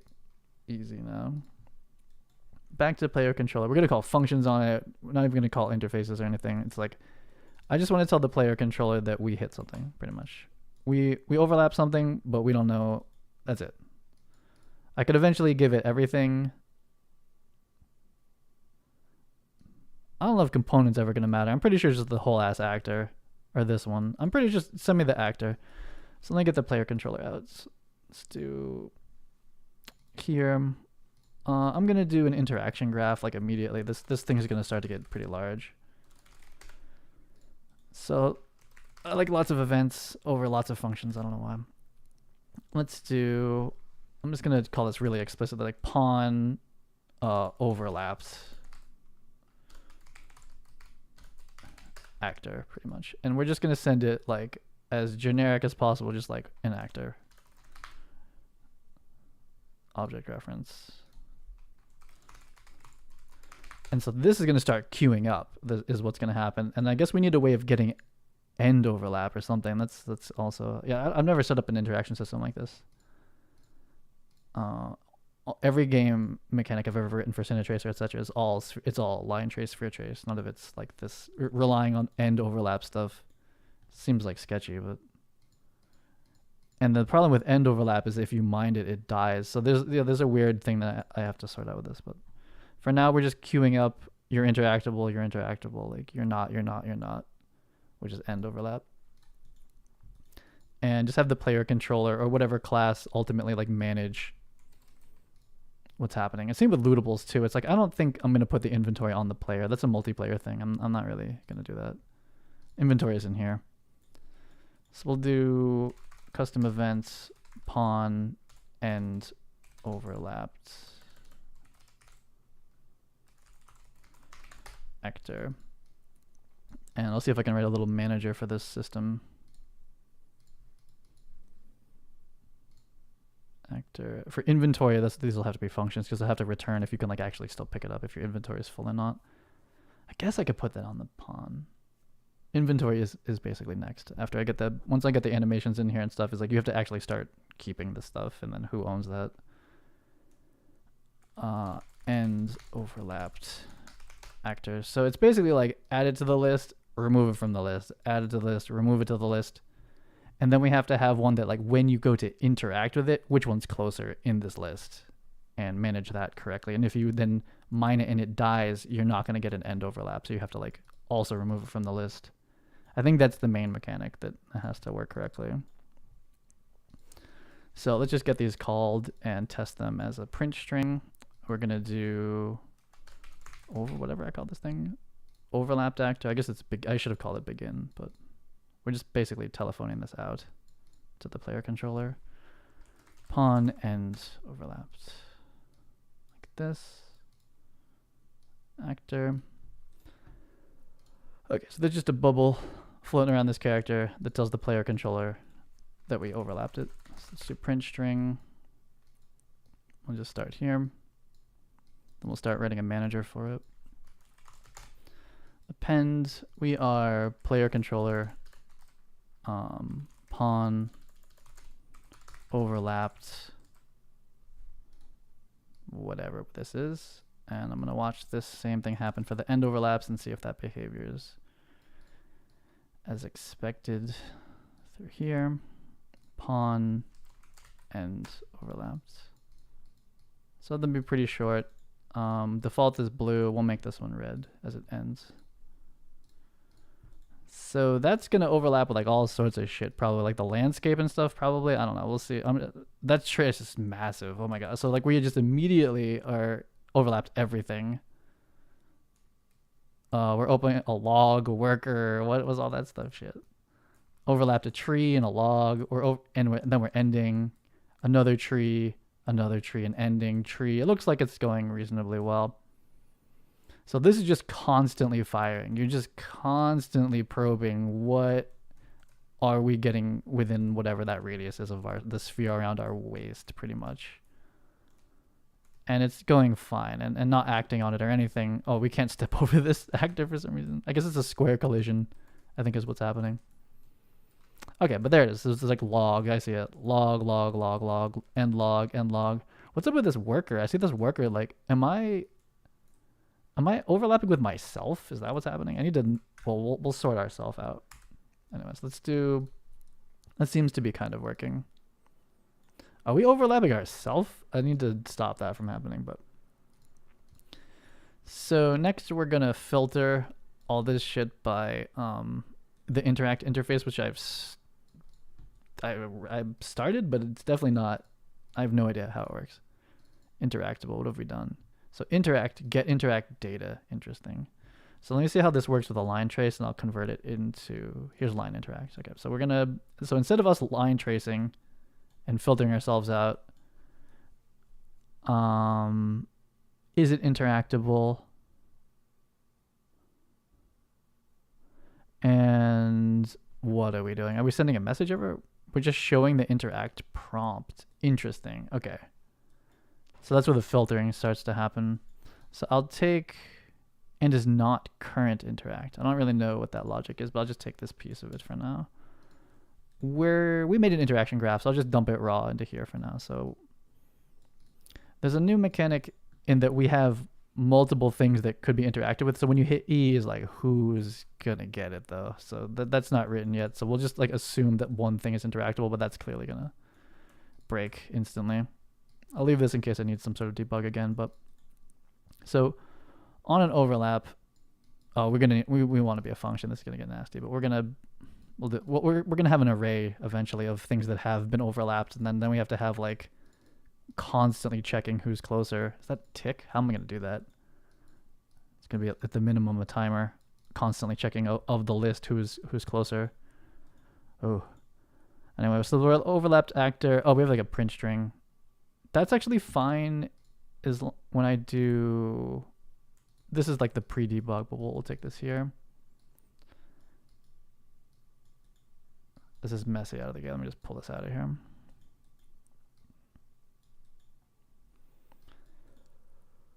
We want to just do, this is a UI thing at the moment only.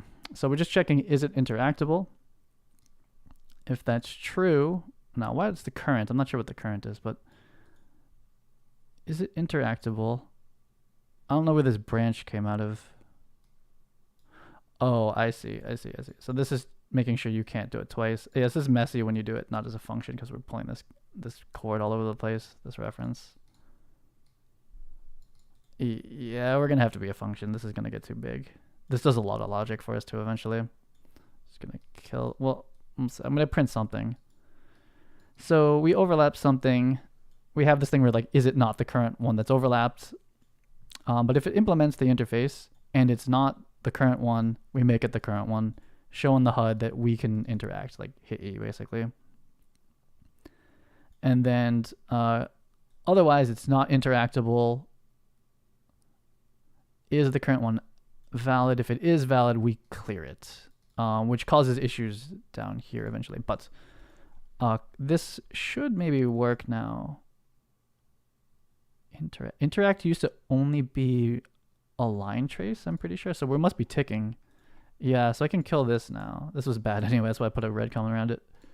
So we were ticking a line trace basically. So now we're gonna be relying on the sphere stuff working. Yeah, okay, so I'm over here. Nothing's interactable yet. And I sphere trace into this one. It says pick up log because I got close enough. And then it pulls it off. Interact with log. Don't interact with it. Interact with it. Don't interact. So this sphere trace is too big. I want to have to get pretty close. We'll see.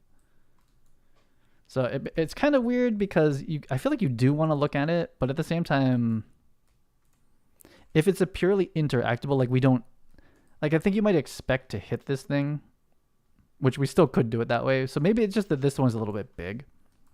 But if it is something that you just want to like walk up to, like a crafting station, you won't have to aim the interact with the crafting station. We just want to get close to it, hit E. Same with this thing. Hit, oh, well, we can't hit E yet, but walk up to it. Why am I like, it's leaving the collision. Or I'm adding collisions to see what's happening. So we want to actually space those out to test this. But anyway, you're going to walk up to the thing you want to interact with. And regardless of where you're looking, you just pick it up. You just do it. I'm surprised that happened, actually. Okay, so What was the warning? Yeah, something probably dead reference because I didn't expect that to actually happen. Ref to overlap pawn. Yeah, that dies. When you kill it, it dies. So we have to manage that properly. Okay.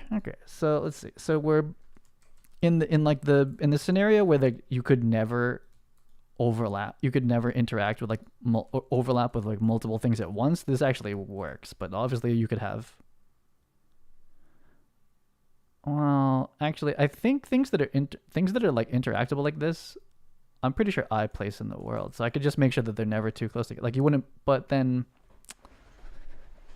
nah. Eventually, the user puts it down, like user craftable, user placeable, like interactable workstations, essentially. Now, why did I end that overlap? That's odd. There's the log. I'm interacting, but I immediately end overlap. Maybe these aren't far enough apart. That's kind of odd.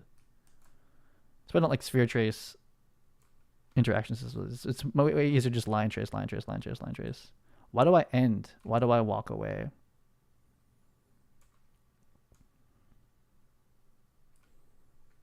So does it leave the collision when I do this? I get too close and I leave the collision? Or am I encountering a new collision? What is this? It's getting cleared. Oh, it's getting cleared because... Oh, yeah, I got it. It's colliding with something else. This is an old message. No, again? Or was that the latest one? Maybe I looted something. It's doing what it's programmed to do at the moment, but it's wrong. So let's do... we have a graph for this. It's already kind of nasty, but... what's happening is there's a new... We're overlapping something that isn't interactable, and it's clearing the interaction prompts, but that's not the behavior we want. But then when do we do this? It's slightly more, it's more nuanced than this. So we have to introduce the queue now. These should almost definitely be functions. I shouldn't do this in a graph. Okay, so then this is getting nasty then. So I'll start my first one here. So we're gonna do add actor to interaction list, and this is now, we gotta start to get into this interaction. Okay, so we're going to just add this to a list now. Actor. So we don't have that list yet. Let's make an interaction actor list. Also give this a category of interaction. We'll just make them actor references, as multiple things could be interactable, but they'll be pre-filtered to all implement the interface interact that we want. So we just have an array of these. I don't remember how to change this to an array. Oh, it's over here now. Here we go. So, are we checking anything? We'll just start by adding it. Oh, that's a setter. We'll just say add. Now, oh, arrays always add to the end, probably. I don't know if that, it won't probably matter for the logic of this one. We're gonna add it to the list. So the behavior of, damn it, where'd it go? This is done. We're giving too much into this graph, right? This should be really just for like events that have like timers and shit. We don't do this. We're not the ones that decide to hide the prompt. That happens after a check here. It'll basically be every time we're eventually gonna remove this from here, and every time we remove something when there's nothing to interact with, then we do this. So it's a queue system now. There's no need for this like very long start here. I was like getting ready to put a debug in here, but I get whatever. I'll leave it. And this logic shouldn't be this far out. This should just be like call the function basically. Overlap actor. Does it implement the interface? Is it not currently? That's important. So it's pre-filtering that. We don't add it to the list. So this is where we're gonna go now. And we don't have, this is not set here actually either. I guess the question, is it already in the list? Though if we write the mechanic properly, that shouldn't be possible. So this is the line tracey way. This immediately just stops working. This is only working for like a single thing is interactable. A single thing has been line traced. This just doesn't work at all. So it's a different concept. We don't need to do this just yet. So, okay, so we're just going to start by pre-filtering. We could just send this to the function at this point, and it filters everything. That probably makes more sense than doing it out here. Pawn overlapped. Let's just do this in the function. Where's it? Add actor to interaction list. We'll just handle all this in the function.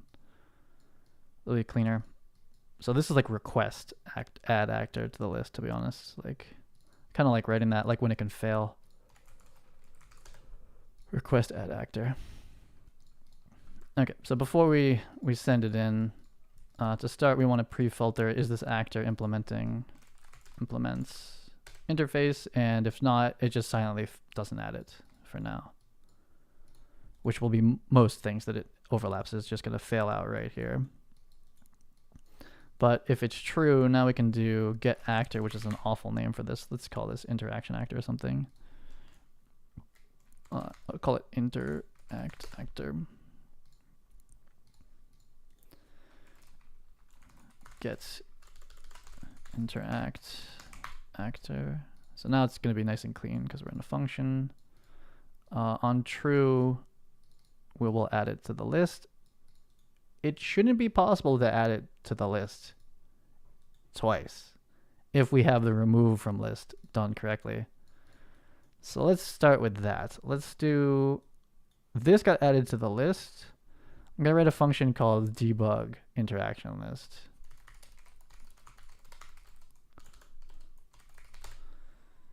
And all it's going to do is print out everything in this list for each.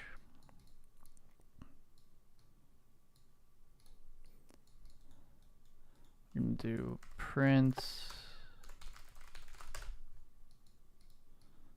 It's going to make a new line. We can make it prettier later, but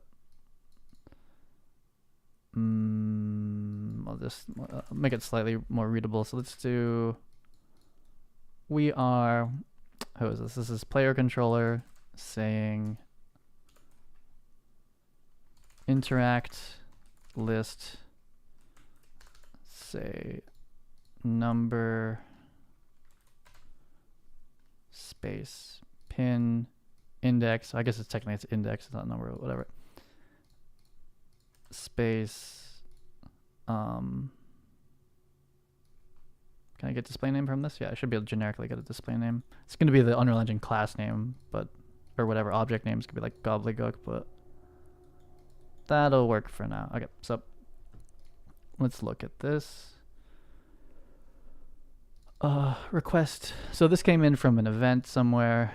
Debug request interaction graph. So pawn overlapped actor. This is being sent by the pawn at the moment, and we're just sending it in here. So this is the event. This chain has been proven to work. We added in on a successful add. Let's go ahead and debug after. Actually, it's a little sketchy. These aren't async, but still, it's definitely in the list now. If we start doing sequences, certain things can happen. Debug interaction. So we'll just like immediately print out the list. This is pretty similar to how it was last time. And we'll do, so it'll never leave the list is the problem, but that's still fine. Let's just see if this list mechanic is starting to work. So it immediately didn't. Okay, so we still have the end overlap thing going on, but this should have added it, this log, and it didn't. So it's currently not working. So I got to figure out where. And we're like end overlapping, spamming. And what is this? Access not trying to read ref to player controller. Pawn overlapped actor. Event. Execute third person. What is this? This is probably the problem. This is getting none. Ref to PC is none. I think that's happening really early, like somehow before player controller. Before this gets set. It's happening before begin play. Because it only happens 3 times. I think this is just spamming me in the beginning. Like begin play takes us, like fires kind of late in the list, but somehow this interaction's happening. That's my guess. I could do like a delay 5 or something like before we start turning this on, but like make this inactive to start and then only turn it on later. But I'm pretty sure that solves itself. Pawn overlaps, and we don't care about this anymore, really. We're not trying to remove the list. So this isn't working. Oh, I never picked it. Oh, this is why. Interactable. BI interactable, is that what I called this thing? Probably. Yeah, BI interactable. I don't think you call interfaces BI. I forget what the prefix is. Okay, interact list 1, log 1. So I'm gonna add it back to. I mean, there's gonna be 2 now, right? And then this one's gonna get added, and we just never remove it. Then this one gets added. Okay, so we're at least adding to the list. The list exists. And as a reminder, print string prints in this order, going up. It's not like it's like a reverse list as far as time. This is gonna drive me insane, but this actually I believe is not a problem. But I might like delay or spawn myself in the air or something like. Actually, that would fix it. If I spawn myself in the air, I'm pretty sure by the time I land, who are we playing as her? Pretty sure by the time I land, we're not gonna, I'm not gonna be getting that problem. Let me see. Yeah, no problem. Yeah. It's a begin play order thing, and it's probably different for package as well. Oh dear. Okay, so we're adding to the list. We're debugging every time. We need to remove from the list now. So we're gonna do request remove actor from interaction list. Super long functions. Instead of commenting them, I'll just make their name the comment.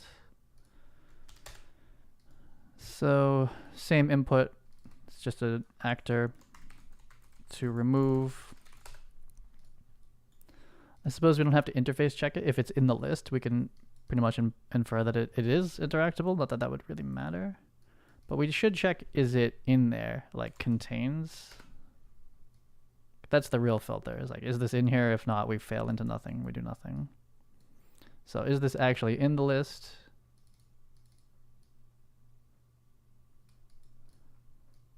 This is getting pretty similar to my inventory system I'm going to have to write soon. Is this thing that we're asking to remove like actually removable? If true here.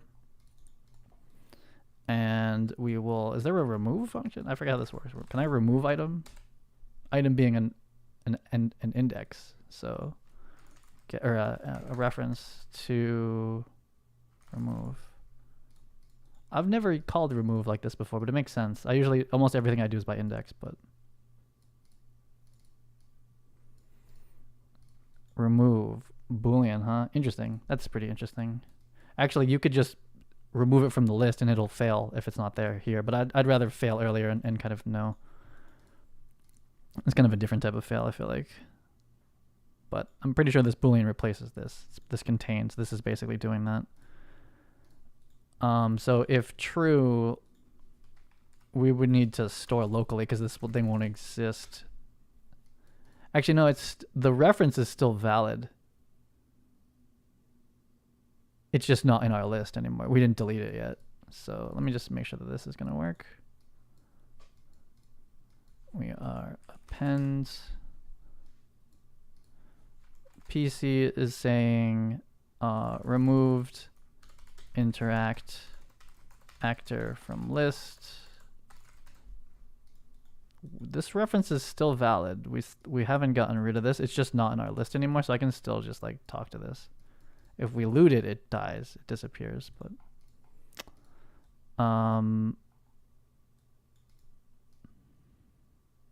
when we loot the item, we need to call this function too, basically. That would be clean. That would be nice.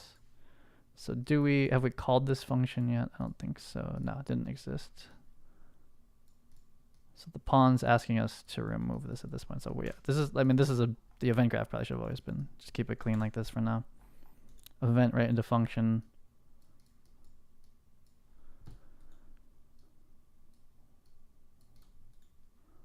Okay, let's see if we're removing stuff now. Spawning in the air. Added to list. Removed it from list. That's good. I should name these logs so I can tell what the hell's going on. Log 3. Log 3 removed. Log 2. Log 2 removed. Okay. So, I can't hit E yet. Okay, so we have the list. So, I'm going to, instead of writing the singular, like, oh, the thing that's interactable. Okay, so actually what we need now is once you add it to the list, we'll debug it. We need to do update. Oh, it's tricky. So I'm going to do proximity based. Yeah, I've never written this before. Are we line tracing? How am I? Oh, I guess I have to line trace. Yeah, I saw this on their video.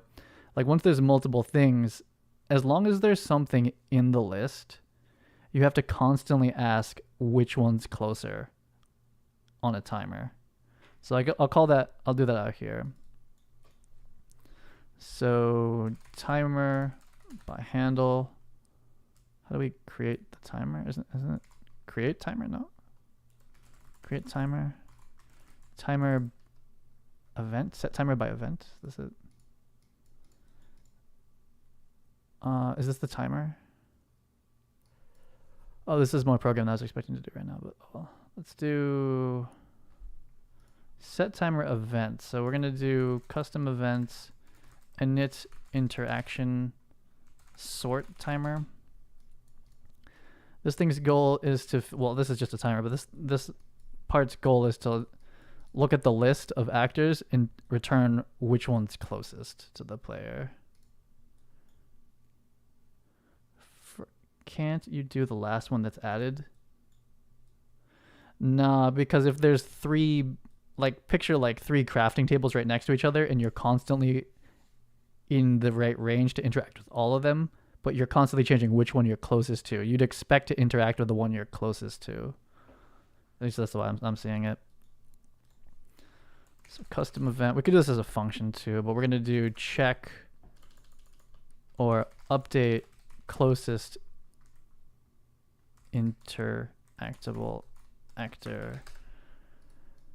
We just have an index eventually of like it's this one. An index and or a direct reference. Index seems nicer to me. So we'll do this every 10th of a second, which is super laggy, but you know, not on tick. Let's call the init in the beginning. Oh my god, what is all this? Interaction graph, input graph, we're good with you. Construction, where's events? We don't have like, this like changed how this works. Like this is like they're not one-to-one references, they're like windows or something. I kind of don't like how that works now. I'm not used to it. Yeah, I haven't written this kind of a system before, so I'm kind of just like going through like all the normal fail points of writing it. I'm sure there's like some element of this I'm missing still, but I'm pretty sure this will work by the time I'm done. Or it'll be the beginning of it working. I basically write all line trace games normally. So we just need to init that timer, or else it won't exist. Init timer, this one. Is it stored? No, it's not yet. Okay, so we're back to our interaction graph. So timer events, I mean, anyway, I'm going to do this out here. Let's see. So we need to store this. This is our interaction sort timer. Kind of a weird name maybe, but we will put this in here. So I think this starts firing immediately, I believe. So we need to start pausing this and stopping it, right? That's the point of a timer. Is like you're only asking who's closest constantly when there's anything even in the list. So on top of this, we have to have every time something's added to the list, you could pretty much start the timer. Because anytime something successfully is added, it means we need to start checking. Even if there's only one thing, we'll just keep checking. And when anything gets removed from the list, when that list is empty, you stop the timer. Or you just fire this on tick forever and you're like, fuck it. But that's not going to be good If you do that to every system in the game, you end up with a huge problem. But for prototyping, tick is pretty nice. It's pretty fine. But as soon as you have like 10 systems all like checking like who's what, like who's connected to this, and you can't do it that way. So we're gonna pause immediately. Sometimes I write functions for this, but I think we're just gonna start. We'll just call this directly. It is nice sometimes to have an API because you can consistently print string when it's happening, or try to have like code breaks or something there. Versus like if we call it directly, yeah, this is gonna end up in sadness actually. So we'll just do like start. Or begin is the unrelated. So we'll say begin interaction sort timer, just in case we want to print, like we want to have like a consistent way that we call this. End interaction sort timer. If we didn't give an F, we would just do it in tick. So we're gonna do begin. We're gonna say unpause timer by handle. And this is just so that we never call this like in a place that we forget or something. We'll always have like a way of debugging it if it becomes a problem, which I'm sure this first phase will have lots of them. Pause it. Okay. So these are just like timer, begin, end, and we'll stick to bugs on this probably pretty soon. So these are events coming from pawn. And really this almost could start to have its own graph, but like over here we'll just say like this is all the timer shit basically. So the timer exists. We'll put the start and stop, I guess, just like next to it for now. This doesn't really get any bigger, but then like what it actually does, we could do by function, but I kind of like events for some reason. What it does is gonna go like in here. I think I know the start and stop. I'm gonna kind of go get that going. So if once this passes and we add it, is a sequence really the move right now? I think it's probably okay. This is a debug. This is fine probably on its own, but we actually added to the list. For now we're debugging, just saying that it got added. We could do it just added. This is actually sending me the entire list. We could just do the added one, but pretty sure we need to new begin sort timer. Oops. So as soon as something's added to the list, we're beginning it. Now, if it's already started, if it's already going, this is redundant, but it won't break it. You just unpause, unpause, unpause, unpause. I don't think that's a problem, but we could, if that did incur any cost or logic issues, we could check, is it already running first? But I don't think that's a problem right now. But if you add something, it means we need to start sorting. Technically, if there's only one thing, we don't have to, but this is not expensive if there's only one thing either. It actually is going to incur a line trace. I'm not gonna, actually a line trace or a distance check. So there's some optimization here on like you don't do it if there's only one, but for now we'll just turn it on. And on request remove, on a successful remove, we're removing. This is the success over here, because this can fail. We removed it, and we'll also do a check. Should end timer. We could also have that be a helper function in case we need to have that happen, that logic happen somewhere else, but for now I'll write it directly in here. So reroute, and we'll check, is this list empty? Is empty? Is that a thing? Is empty? I think that is empty. That's nice. Like versus like length is 0. This is true. I like that better. Let's make more like Englishy. Let's think it slightly. Is it empty? I normally like comment that over like index or whatever. Length is 0 or whatever. Is it empty? If true, we're gonna pause the timer. We'll do end that only timer we have. Eventually I'm gonna have a ton of timers. Like every single game mechanic is timers. Or at least how I program them. End interaction timer. So I think that's set up already. We'll see. Go back to the graph. So we're still not doing anything. This thing's starting and stopping and does nothing. So it would be probably good if it was like super loud to start. So I can see it stopping and starting. That would be kind of nice. So its whole job is to find out who's closest to the actor, which will certainly be a function. But to start, let's just do something obnoxious and just print this out, just to make sure that this timer is actually firing. We'll just print the first one on the first actor in this list, which there should always be one. If there's not, then we'll get a lot of warnings of trying to access nothing. If you're doing this in C, it would be like an immediate hard crash. There it is. Okay, so it's like cool. The timer's going.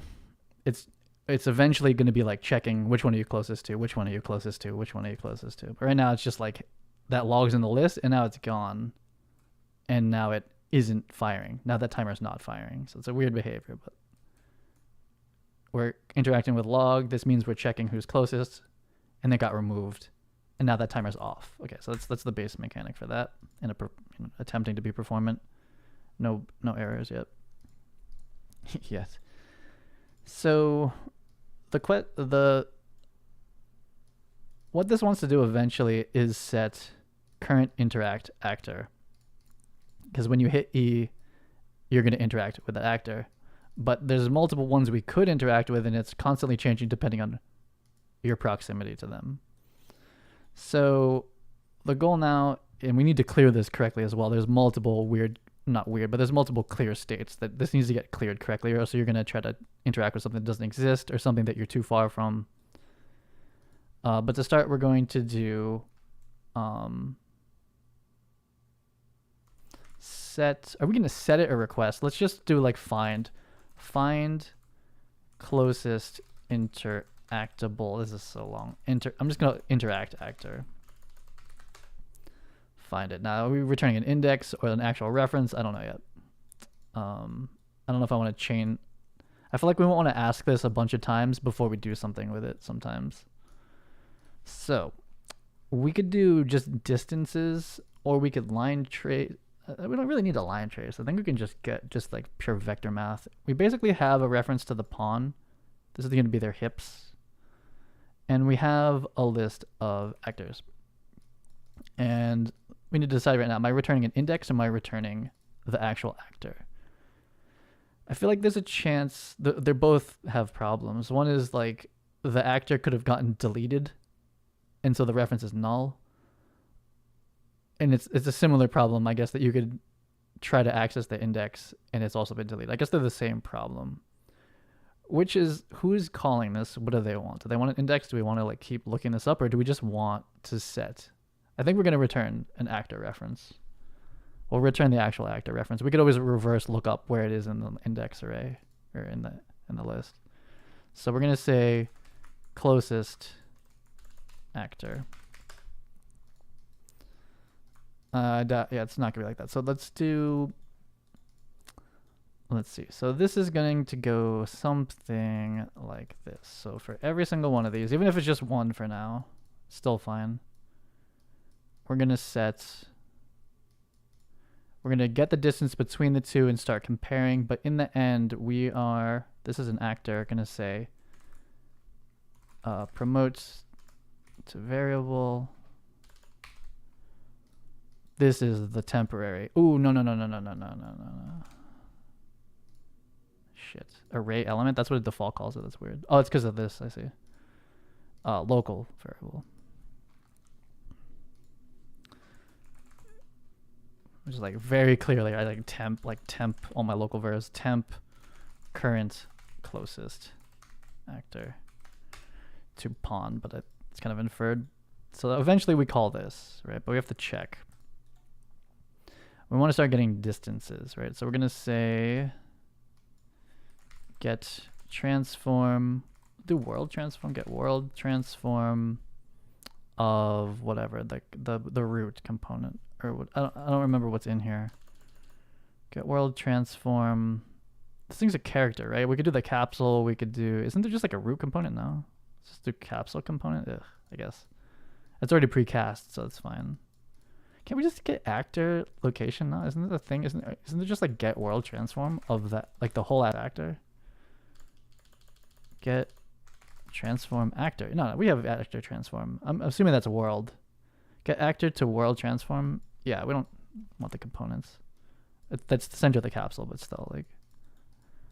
Then we're gonna get this things, get actor transform.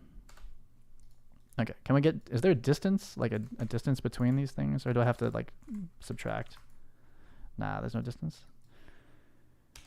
Oh, you know, this has rotation and scale, a whole bunch of stuff going on. I suppose we only need their world locations. So do get world location. What is this? Get actor location.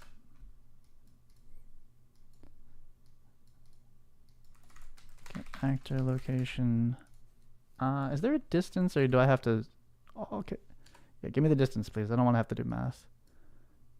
Distance between points, so it's like it's going to absolute value it and stuff like that, all that stuff for me that I don't want to have to think about. So, okay, so we come down, we're going to ask this element, this actor, how close are you? Okay, we need another temp. We're going to need like our temp current closest distance. It's not an actor array, it's a float. And let's see. So we're going to need to compare it to, so when this is 0, that's no good. I guess if this is the first element, am I going to do all that logic? I hate doing this shit. On the first one, we just set it. So, I mean, I could do it though. There's probably a more clever way of doing this, but I'll just do it like it's going to make it messy. Pretty much if this is 0, if this is the first one, there's nothing to compare it to. And I could like set this to like 1,000,000 or something like that. But that's kind of a weird behavior that might come bite me in the ass later. Basically say like, if this is the first element, then we don't do anything. It's just the distance of these two. I almost want to make this like a macro or something, like a function. But it's going to be so messy to keep calling this over and over again. But in case the math changes, it'll be right in here. If it's the first one, this is the closest one. It's the only one. And when there's only one thing in the array, this is certainly what's getting called. So this is kind of nasty because it's like a setter with like this weird getter, and back here it's kind of gross looking, but this forces the behavior without having to do like weird defaults math or something. What are you pulling from all the way back here? Ugh, it's gross. This is gross. I hate having stuff like this in here. We can make this like a function or something. But for now, that's fine. So this is on the first time we set it. And we only set, I guess we don't need a temp. Closest distance. And then I guess we could also then like, we could store an index. There's multiple. We could store the index locally, or we could just say that like also, yeah, this is going to be so far. Or we index, but either way, I guess.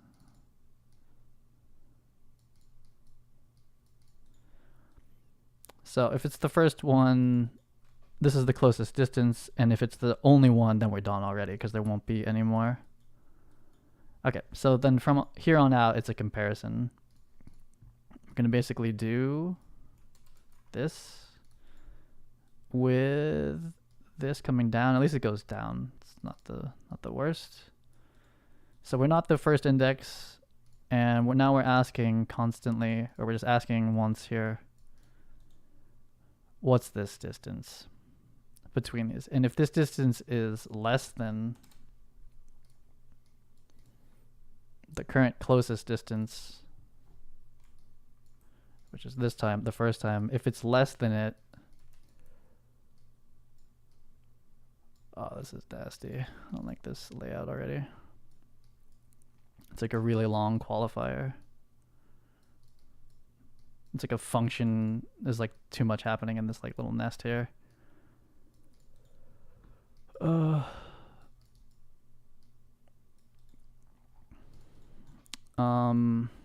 If it's less than it, then it's the new one, basically. We do the same exact thing again.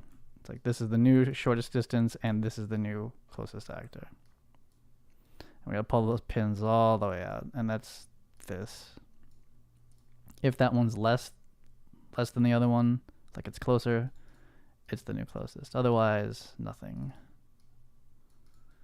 And this ref needs to get pulled out of a pin. We don't have like we could store it. Like if there was a lot of logic, we'd start caching these things locally, which we pretty much already should with how nasty this looks, but we'll pull it here.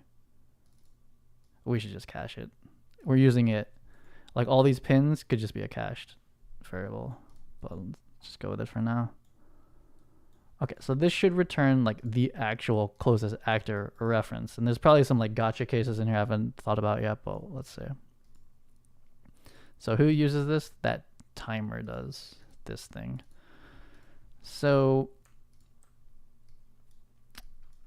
we're gonna call this every 10 times a second. Find closest actor. Like this. It's not gonna set it, but it's gonna find it.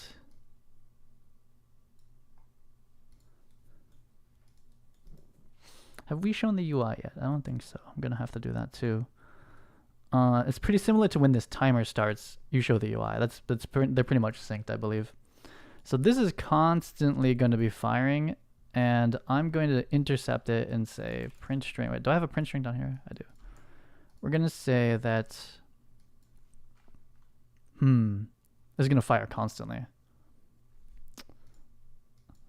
I suppose that's fine to start. So we'll do append. This is player controller saying closest interact actor is this thing, whatever that thing returns, and we need some space. I probably should have done this as a function, but and then we'll actually set the interactive actor, interaction actor. Where's the current? This one, current.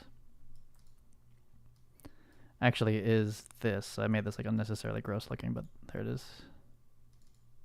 This print string is going away once this works, so I'll just leave it nasty. And that should be the behavior. And then when we hit E, I should stick this in a different graph, which is interact.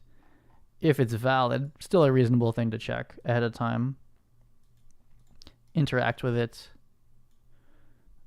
Hide the interactive prompt. This is a little bit more nuanced than that. And this currently is clearing the reference. This is gonna break the game currently. This was for the old system, but we'll at least interact with it, but it's gonna kill itself, and then all the references aren't gonna be cleared yet. We have to remove it from the list and all this other stuff, but let's see. So we will interact with it. Let's just add the HUD on request add. If we actually add something to the list, we can add the HUD. Now, do I have a function for that, or are we just calling it straight up? I don't remember. I think we're probably calling it. Yeah, I kind of want an API for this in case I need to find every instance of this happening. Hide interact prompt. Because like I wouldn't have remembered that this was like firing down here. So am I going to make a HUD graph, make a function for it? I guess I'll make functions for it. Let's do show HUD. Wait, that's not it. This is show interaction prompt, hide interaction prompts. Just for now, I'll call this UI functions.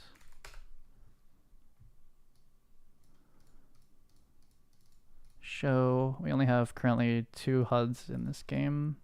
I'm gonna guess we have a function for this called show interact prompt. And hide. So we'll try to always call it through this way. Oops. Hide interaction prompts.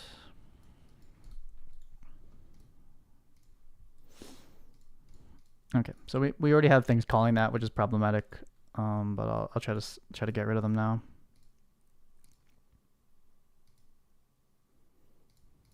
Okay, so we'll kill these first ones. Killing this reference now, it needs to happen, but if we do it right there, it's going to be a problem. So on a successful interact, this is going to depend on what we're interacting with. So we won't do this yet, because if you're interacting with like a crafting station, this is assuming we deleted it. This is like what this is. This is like we deleted it, clean up. That'll be a separate function. We're just going to blindly interact with it, and then it's going to screw things up because it'll kill our reference to it. So we won't even hide the HUD here, maybe. That's the wrong one. Oh wait, we have some HUD stuff here. Hide. I suppose we don't have any messaging back, so we'll just hide it. We might need to null this reference too. But in any case, we're not going to call this directly anymore. We'll have like a protocol for it. We might need to null this too. I don't know what's going to happen. So we can interact with it. I was trying to show the UI. That was the whole thing.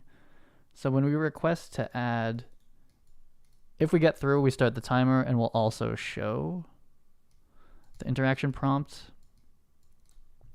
And similarly, when we request or remove, if we successfully remove something and it's empty, we stop the timer and we hide the prompts. So to test this, I have a log that's by itself over there, and we'll make two logs that are very clearly next to each other. Like there's going to be two things. This guy is like super in the way right now.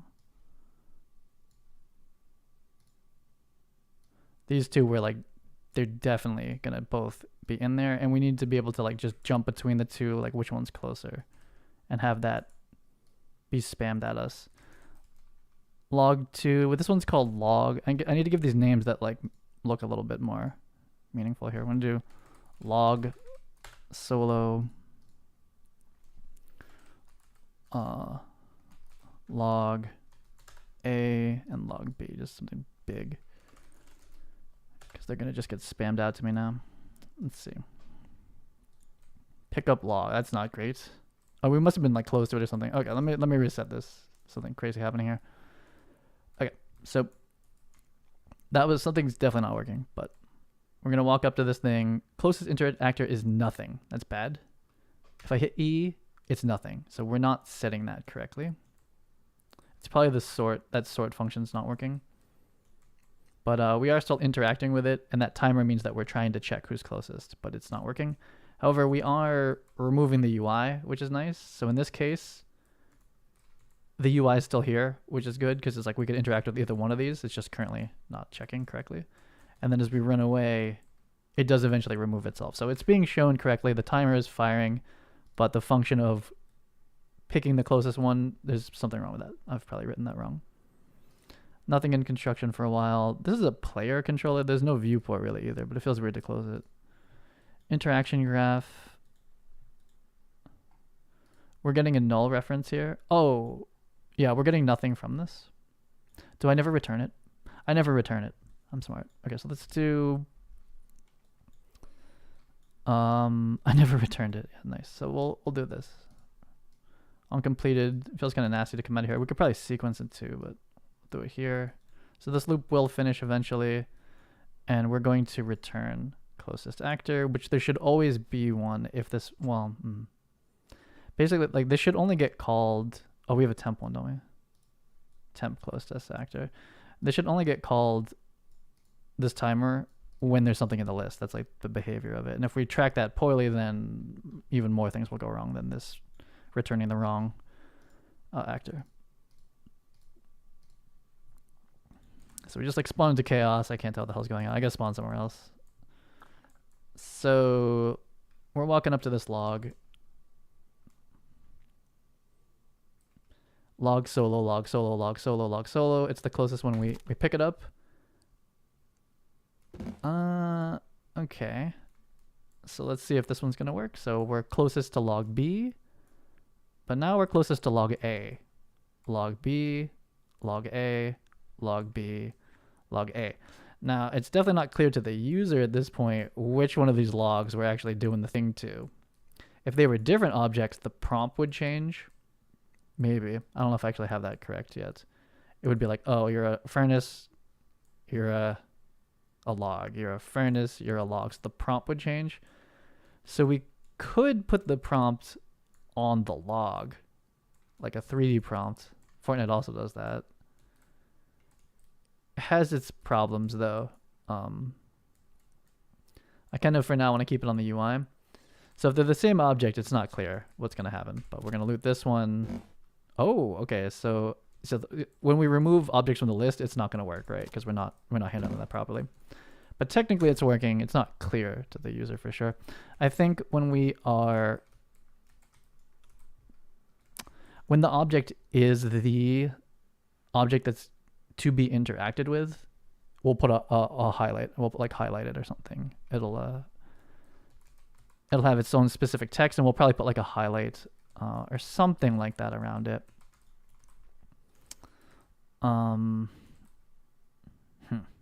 Something visual with it. So now I need to handle what happens when you delete it, and I've implemented the basic proximity interact versus line trace interact. I can go prep the marketplace stuff. Let's see. So we've done. Okay, so we need to properly sort out what gets screwed up when I remove this and what needs to be handled. What is this request? Hide radial UI, find closest. That doesn't matter anymore. Debug interaction list. No. Request removed, probably add here. Okay, so.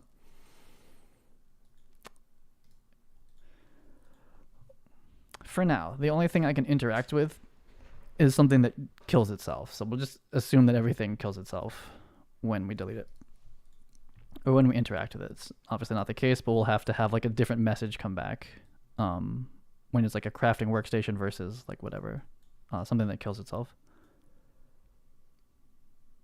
So we do this, okay? We're going to interact with it. What can I do generically that's like, okay, refresh everything. Like we interacted with something, let's just double check that everything's still here. And then not have to do anything funny. That would be ideal. It's just like update interactables or something. I'm just going to call it update interactable actor list. And then go through all the normal APIs, not have to write like a funny function for it. So for now, off of any successful interact, which is basically it's just existing, we're going to say update the list. This is like in case something got deleted. Like not everything gets deleted, but like just like in case, like if actor deletes itself, pretty much. That's the case we need to handle generically, like not write the logic for it, just make sure that this fixes everything. So we want to kind of see if this thing still exists. Like, is this current one valid? Which it will not be. I like the execution pin version. Right, so we're kind of assuming this is failing. Right, so if it is valid, I think we're done. Nothing changes. Right, keep doing the things. When it dies, though, how do we clean this up? So the question is, like, when you delete an actor, does it remove it from the list? I think that the actor should not be allowed to delete itself. I think we need to delete it. Like, whoever is managing this interaction list, we delete it. So it's going to request to remove myself from the list, and we delete it. Because if we have right now I have the log deletes itself.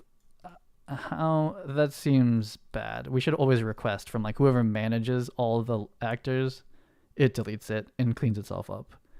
Because I don't even know what happens if you delete an actor, if it's still in this. Is there still like an index there for it? I guess we could check. Kind of a pain. Or we basically send a request back to player controller to basically like remove me from the world and make sure if I'm in the list, we handle that. But currently, this stops working because this interaction here, this is firing on tick. We can just say this is ticking. And we're going through the list, but what happens is we delete one of them. And I think this index is still here. It just doesn't have anything in it. Maybe. I don't know how garbage collection works for that. But when we delete it, like what happens?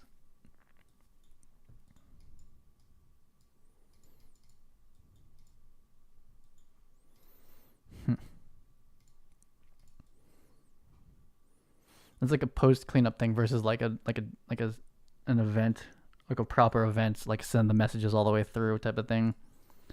So what would be good is the interactables for now.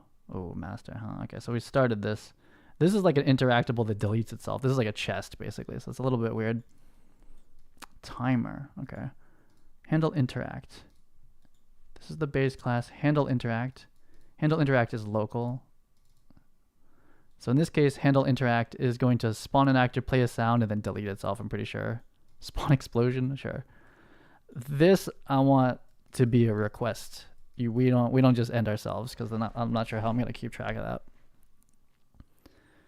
So I suppose player controller all of a sudden implements interactable, or this interface. So this is who is doing this interface? Who implements this? Is this the pawn? Or does the player controller implement this interface? I don't remember. We have an interface of radial inputs, and that's it. So who's doing this implement thing? Is it this thing? No interface. We never called this. I need a way for this thing to talk back to the player controller. Does it need to be an interface? The player controller is not going to have different classes. We could just straight call a function on it, or I can have this implement that interface and we put like, please delete me in here. I'm going to just write it hard code, and then if I need to interface it, I'll do that later. So we're going to do request delete, request kill. For now, we'll just be like really specific. Interactable actor. Like we'll probably be able to do this like generically. Like anytime we kill something in the world, we need to process and make sure that everybody knows. So request kill interactable actor. Oof, that means this thing needs a. That's why an interface would be nicer. We'll do an interface. Let's do but that means everyone's gonna call it. I'm gonna have to cast every single interactable is gonna need to know about the player controller. That feels really bad. I guess for now that's how we're gonna do it. Okay, I'll just do it that way for now. Let's do get player controller. I mean, maybe eventually there's like a manager that's not the player controller, but still the player controller would be the one keeping track for me. This is the bushcraft player controller, which is basically everyone's gonna have a reference to it. I don't know, it's probably bad logic in the end, but ref to PC. Okay, and in this instance of it, instead of we kill ourselves, that's like causes too much chaos, we're gonna do get ref to PC, and we're gonna request kill ourselves. Request kill actor, and that needs an input of us. So we don't just like kill off ourselves and like no one knows. Like we need to tell them that this happens. So actor to kill. So in this case, we want to kill ourselves, but let everyone know. And there's like a bunch of interaction logic going on, and I'm sure later all sorts of stuff. We need to track when something dies. So this will just pass this forward to the player controller. If it's an interface, we could just call it generically like get player controller and interface into this, but we have one player controller, so like whatever. It's just holding this reference feels kind of bad. In here. Okay, so we're gonna request kill. So currently when I loot that log, it's just gonna spawn loot and then it won't go away. This is the base class. I think we're good. We have the player controller. Let's have that function get called though, or test the function being called. Player controller. We'll just do this. Print string PC kill player or actor. That's it. That's fine. I would like to know the name of it actually, but whatever. Let's get this going first. Shit. Okay, okay, I think I saw it happen, but like, oh, you know what? It's just gonna keep spawning wood. That's funny. It's just gonna keep spawning wood. Hilarious. But it says PC kill actor. It's supposed to be killing the actor, but it's not. It's just spawning a ton of a ton of wood. Okay, so let's handle this then. So we have it set up though. So this is now a little bit extended. Pawn. We don't want the pawn to ever do anything, if possible. Like anything. Request kill interactable actor. So it currently does nothing. It just you're just killing it over and over again. So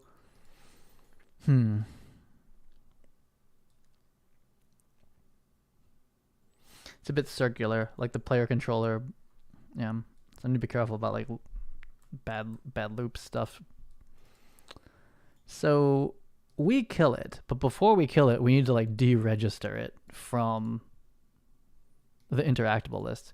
So it's kind of, it should only be the case for now that if we get this request, it means that this is coming from an interactable object, meaning it's in the list. It needs to be. There's certain probably cases where it's not, but for now I can pretty much assume that whoever asked this is in the list and we need to cleanly remove it, which is request remove actor. But is this firing on a timer? It's not. The being removed currently only happens when you end overlap. For now, there's no timer that's going to reset it. So we're going to request remove it from the list, which we've already written. And then we kill it.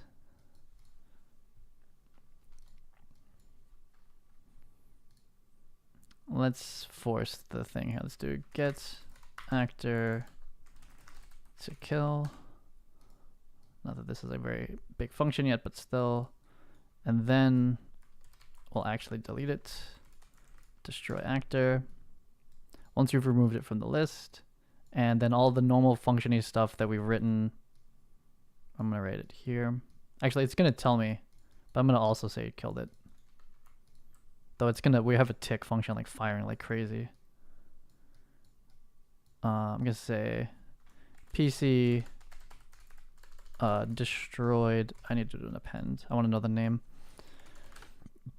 before we kill it. Just do all the cleanup. I'm gonna say player controller destroyed actor this. And this thing's also going to debug at me that we removed it from the list. So it should look like when we hit E, it should say removed it from the list and also then killed it like directly after. And we're going to spawn into chaos. Let me just, I don't like spawning into all this shit actually. It's just like, just put the logs like somewhere closer. Just spawn over here. Hopefully not like spawn into like the tree or something bad, but okay, that's fine. Oh, we're still like, wait, what? Closest actor. Oh no, we've broke this somehow. Wait, how? There's the log.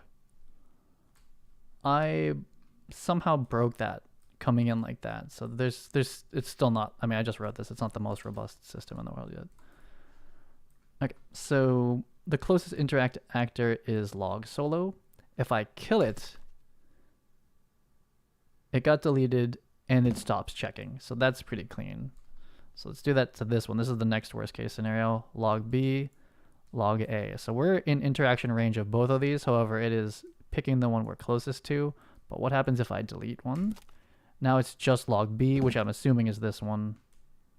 I walk away from it. Log B gets removed from the interaction list. Now I get closer. We stop checking. Clean. No errors. Okay, so that was a bit of a journey, but it's a difference of, well, eventually this is going to be, currently this is line tracing.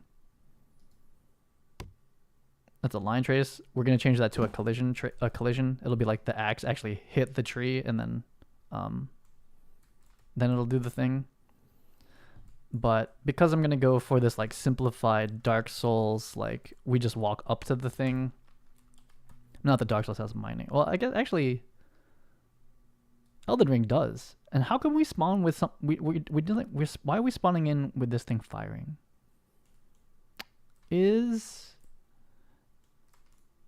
Are we starting that? Are we not pausing it right at the gates? It's weird that it starts like that. Let me start even further away. I feel like we're doing something. I'm gonna spawn back where I'm supposed to spawn actually. But it's the beginning of the proximity interact basically, with a sort of who's closest, not without its problems in edge cases I'm sure at the moment, but I do want it to be like kind of basic. I don't want to have to aim the mining. I think that's kind of boring. Not boring. It's not boring. It's tedious to have to aim for that. I just want to be close to it and just attack it like a regular melee game. I guess we can leave him here.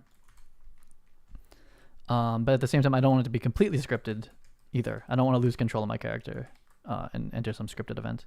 Now, this closest interact actor is firing. It's doing the check constantly. Are we not pausing in the beginning? I think that's what it is. We're not pausing on the creation of it. So that'll be in our interaction graph timer. We don't pause on creation. We do not. Okay, so we just start the timer and it just keeps going on forever because we made, these should be functions. Where are they? Here. We need to do end interaction timer. So this is like pausing it out of the gate, basically. And we need to not spawn onto resources. I think that would actually bug it out. I'll see if I can sort out that logic. Okay, so we're starting off clean. Gonna run up to this log. We're not close enough to interact with the other one. So this is my edge case here. It's actually B, A, interact with you, it's gone. Interact with you, it's gone. So it just seems like normal now, but it's different. There's no line trace, and I can be looking up in the sky, and we're picking up this log even if I'm like, it's just based on how close I am, which means you can spam, which is kind of what I want eventually, because like we're gonna spawn, like there'll be situations where there's like a lot of stuff, and you just want to spam run through the forest, like pretty much like this. It's like E, though I'm colliding with the thing, but this means I can just spam interact if I want to. And if we want to do something that's not, shouldn't be spammable, it'll have an interact timer, so you'll have to hold it down instead. But there's going to be certain things we just want to like run through the forest and just like spam through all the pickups really quickly. And you won't have to like aim the pickup. You don't have to aim at it then, which just feels bad. And then you're constantly looking down, which, you know, my levels are going to not look the best looking down. We want to stay like looking into the depth. They'll look better than this, but still. And so I'm not happy with any of these swings just yet. I need my other axe to come. What was it, 4? Yeah, there it goes. I need my other axe to show up, and then I'm going to scan both of them and create digital doubles of them here and do some follow. I'm going to basically do like full swing throughs now. Having it stop doesn't work for this case. It will work for like mining a rock. You kind of just naturally stop. Though we could do it like Fortnite and swing through as well. But like maybe like chopping wood, which is kind of like a special event. It's not like you don't free aim that. It's kind of like it's like a mini game kind of. It obviously stops at the end kind of. So I need to do the swing throughs nicely. I think this is the right way to go with this. I'll keep reviewing it, but get the swings basically authored to start. Change this to a hitbox collision instead of a line trace. It's not that different. Just have an anim notify. Trigger the hitbox off and on. That tells the player controller whatever to turn the collision on, or whoever wants to control that. Maybe the pawn. Maybe. I'd rather the pawn do nothing. And then after that, it'll be semi-scripted, but it'll be like, oh, I want to sit on this log, and it'll lurp you around and you sit down. Would be next. And then more and more of those things, like, oh, like make campfire, and it like you actually like sit next to it and do that. And then like a crafting table, you start like hammering it, and you go to like a preset position, and just more and more of those interactions, and then start to upgrade like how much stuff you can, different combat basically options. And then at that point, it's probably time to write the inventory system, the UI for that drag and droppy stuff, being able to equip clothes off and on, which is like kind of like the main project of this game anyway, is trigger animations, change clothes, like any game would, but that's how we can test. Yeah, and this center, I mean, this is like the third person view basically, and we only switch to this when we're like shooting a bow and arrow or something projected, or maybe some odd anything we need aimed. Like if there is some sort of like mini game where you're like, I would say like if you needed to like connect cables between objects, which I'm not plan on currently doing, but actually if we wanted to implement tents, the way I would do it is like you have like line and you need to like click here, which is aimed. It would attach a line. You'd walk over here, click, and it would attach a line between those two objects. So that is an aimed interaction. So that's basically what this is. I guess that's the way to think about it. This is kind of like melee or proximity based stuff, and then this is aimed. Like, do I care about where it hits, or is it just like I just do it? I just do the thing. This one's like, let's attach this to this, and we probably have a slightly less zoomed in view of that or something. Or you could do like Astroneer, where it's like preset connections, where it's like, oh, I'll walk up to this thing, I connected a cable to it, and it connects in the only place it could connect to. I walk over to this one, I connect it, it connects to the only place I want to connect to, which actually I think that's probably the better way to do it. Because the tent needs to be at a certain height. So this will be a proximity interact for tents. But there'll be things I'm sure eventually where it's like you should aim it. Like, I don't know, Valheim pulls off base building. I think Valheim's, is the base building strafe based? I don't remember. I have to go check. But when it comes to like placing like structures and things like that, nah, it's still just it's still just the camera. The pawn is just like spinning around and whatever. Which forest pack? It's called like, it's called like Mountains something. I forget. It's really good though. It's one of my favorite ones. I should have it like, I'll start adding it to the description whenever I'm working on bushcraft so that people can check it out. It's definitely one of the best. And best for like how it looks and how it performs too. Like it's pretty cheap to run it. It's not like a flat pixel game or something like that, but like, or flat shade, but compared to like Maui and like raw Megascans or something like that, like it's pretty nicely optimized already too. But I don't have it like right now. It's like something Mountains, and it's like super high rated. This water texture's from there too. I think a couple of the what is it? This lot over here, this stuff, this campfire and this stuff like this is all just me kit bashing Megascans together. But everything else is from that. And the landscape material, not that I'm showing off the landscape material very well, it's flat. But all this stuff is from that kit. And I'm using Ultra Dynamic Sky, but with the time lapse off, or the animate time off. Okay, so let me just do one more demo of it for myself. You think you own that one? Yeah. Yeah, I own way too many too, and I have no idea. It's gonna be a problem. But yeah, I think the name of this stream is currently hats. So we made these hats, okay? So made the actual model of it yesterday from a scan, and then did some color variations, changed the material, and yeah, we have a camo one, we have a flat colored one that you can change the color of, and an awkward checkered one, which I wish didn't exist and maybe will not exist. And all this is coming to the marketplace, but it's also going to be definitely the basis of this, like, you know, bushcraft survival game here. So yeah, when we interact with this, it's going to be basically like you need to have the pickaxe out, you get real up close to it, and you just swing. And if your hitbox hits it, GG's. And I think the hitbox is going to be gigantic or something like that. Like, it's like you're not missing. Like in Rust, you need to be like, I mean, in Rust, it's like if you're not hitting the hotspot, you need to like crouch, and like if you stand, you miss it. Like you need to crouch and like find it, and like it's here, obviously in first person. But this one I want to be way chiller. It's just like, here you go. And to be honest, it might not even be hitbox based. It might just be like, I don't know. Hitbox would be like, it would start to set me up for combat. But at the same time, it's kind of like, at a certain point in the animation, it's like, are you still close to that rock? Congratulations, you mined it. Like something like that. Something even simpler. Because like, I don't want you to miss. You know what I mean? I don't want it to be hard. I want you to be able to like approach this rock from like any reasonable distance with the right tool, and you're mining. I don't want the mechanic to be like you have to perfectly aim at it. Like I want to be able to stay cinematic view, which I consider flat, and mine. Though she spins around currently. I have that programmed in. I guess I could take that away now. The spin around mechanic was because in this view I had free walk.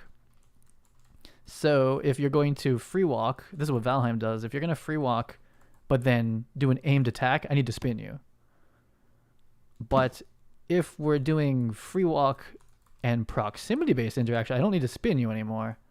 But I'll basically do that case by case, because like now it's like, well, I just pick it up. Like it doesn't matter which way I'm facing. So maybe mining is the same sort of thing. Like I don't have to spin me anymore. It's only for aimed things that I would need to spin you around for it to make sense.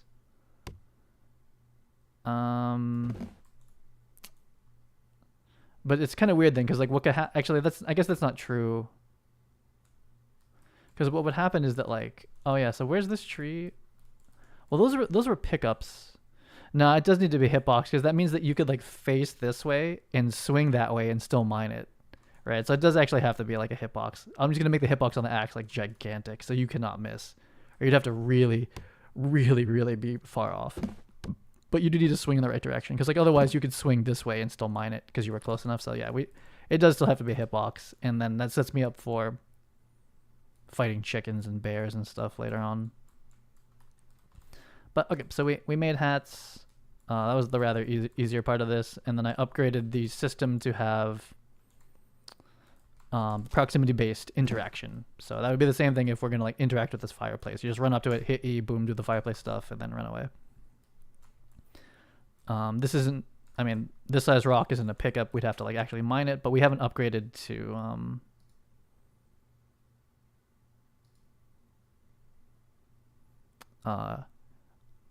hitbox based ones. I'm actually kind of worried about this. How should this go? Line trace is so much easier. Like I mean, technically this still is line trace. It's just that when you're in melee, I mean, it's pretty much you just need to be squared up. It's kind of the same thing. I feel like intuitively people would do this right. Like I hit the round, but the problem is like here, this isn't going to do it. Hitbox, I don't know, because like with a tree it kind of makes sense because it's so tall. If I just like square up to it, right, I just walk into it, this is a line trace through the center of the screen, but in this case your head and the line trace are together.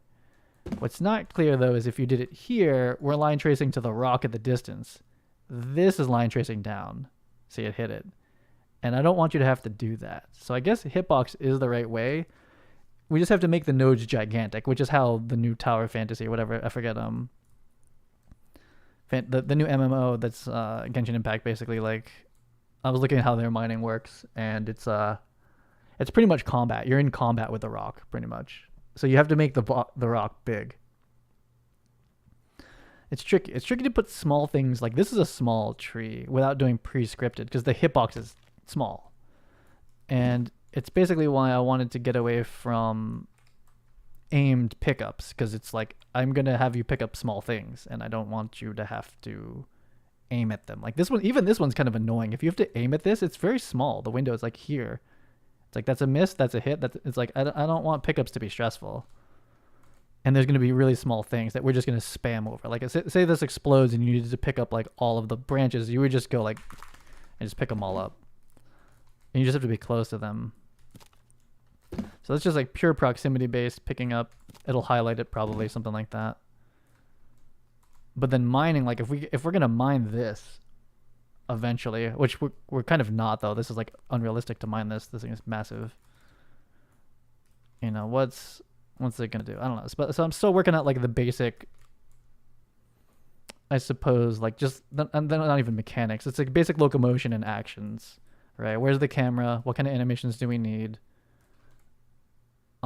You know, and like what feels right, like how hard should this be, like unaimed, aimed, timed, anything like that. And then that's going to probably push us into a certain scale. So like if this is thin, I'll start to sort it out. It's already in a better place. Like we have the proximity interacts. Pickup is like a subclass of interact, like kind of. Well, actually, that's even the wrong word. We have actual pickups, which are what spawn from this tree when I hit it.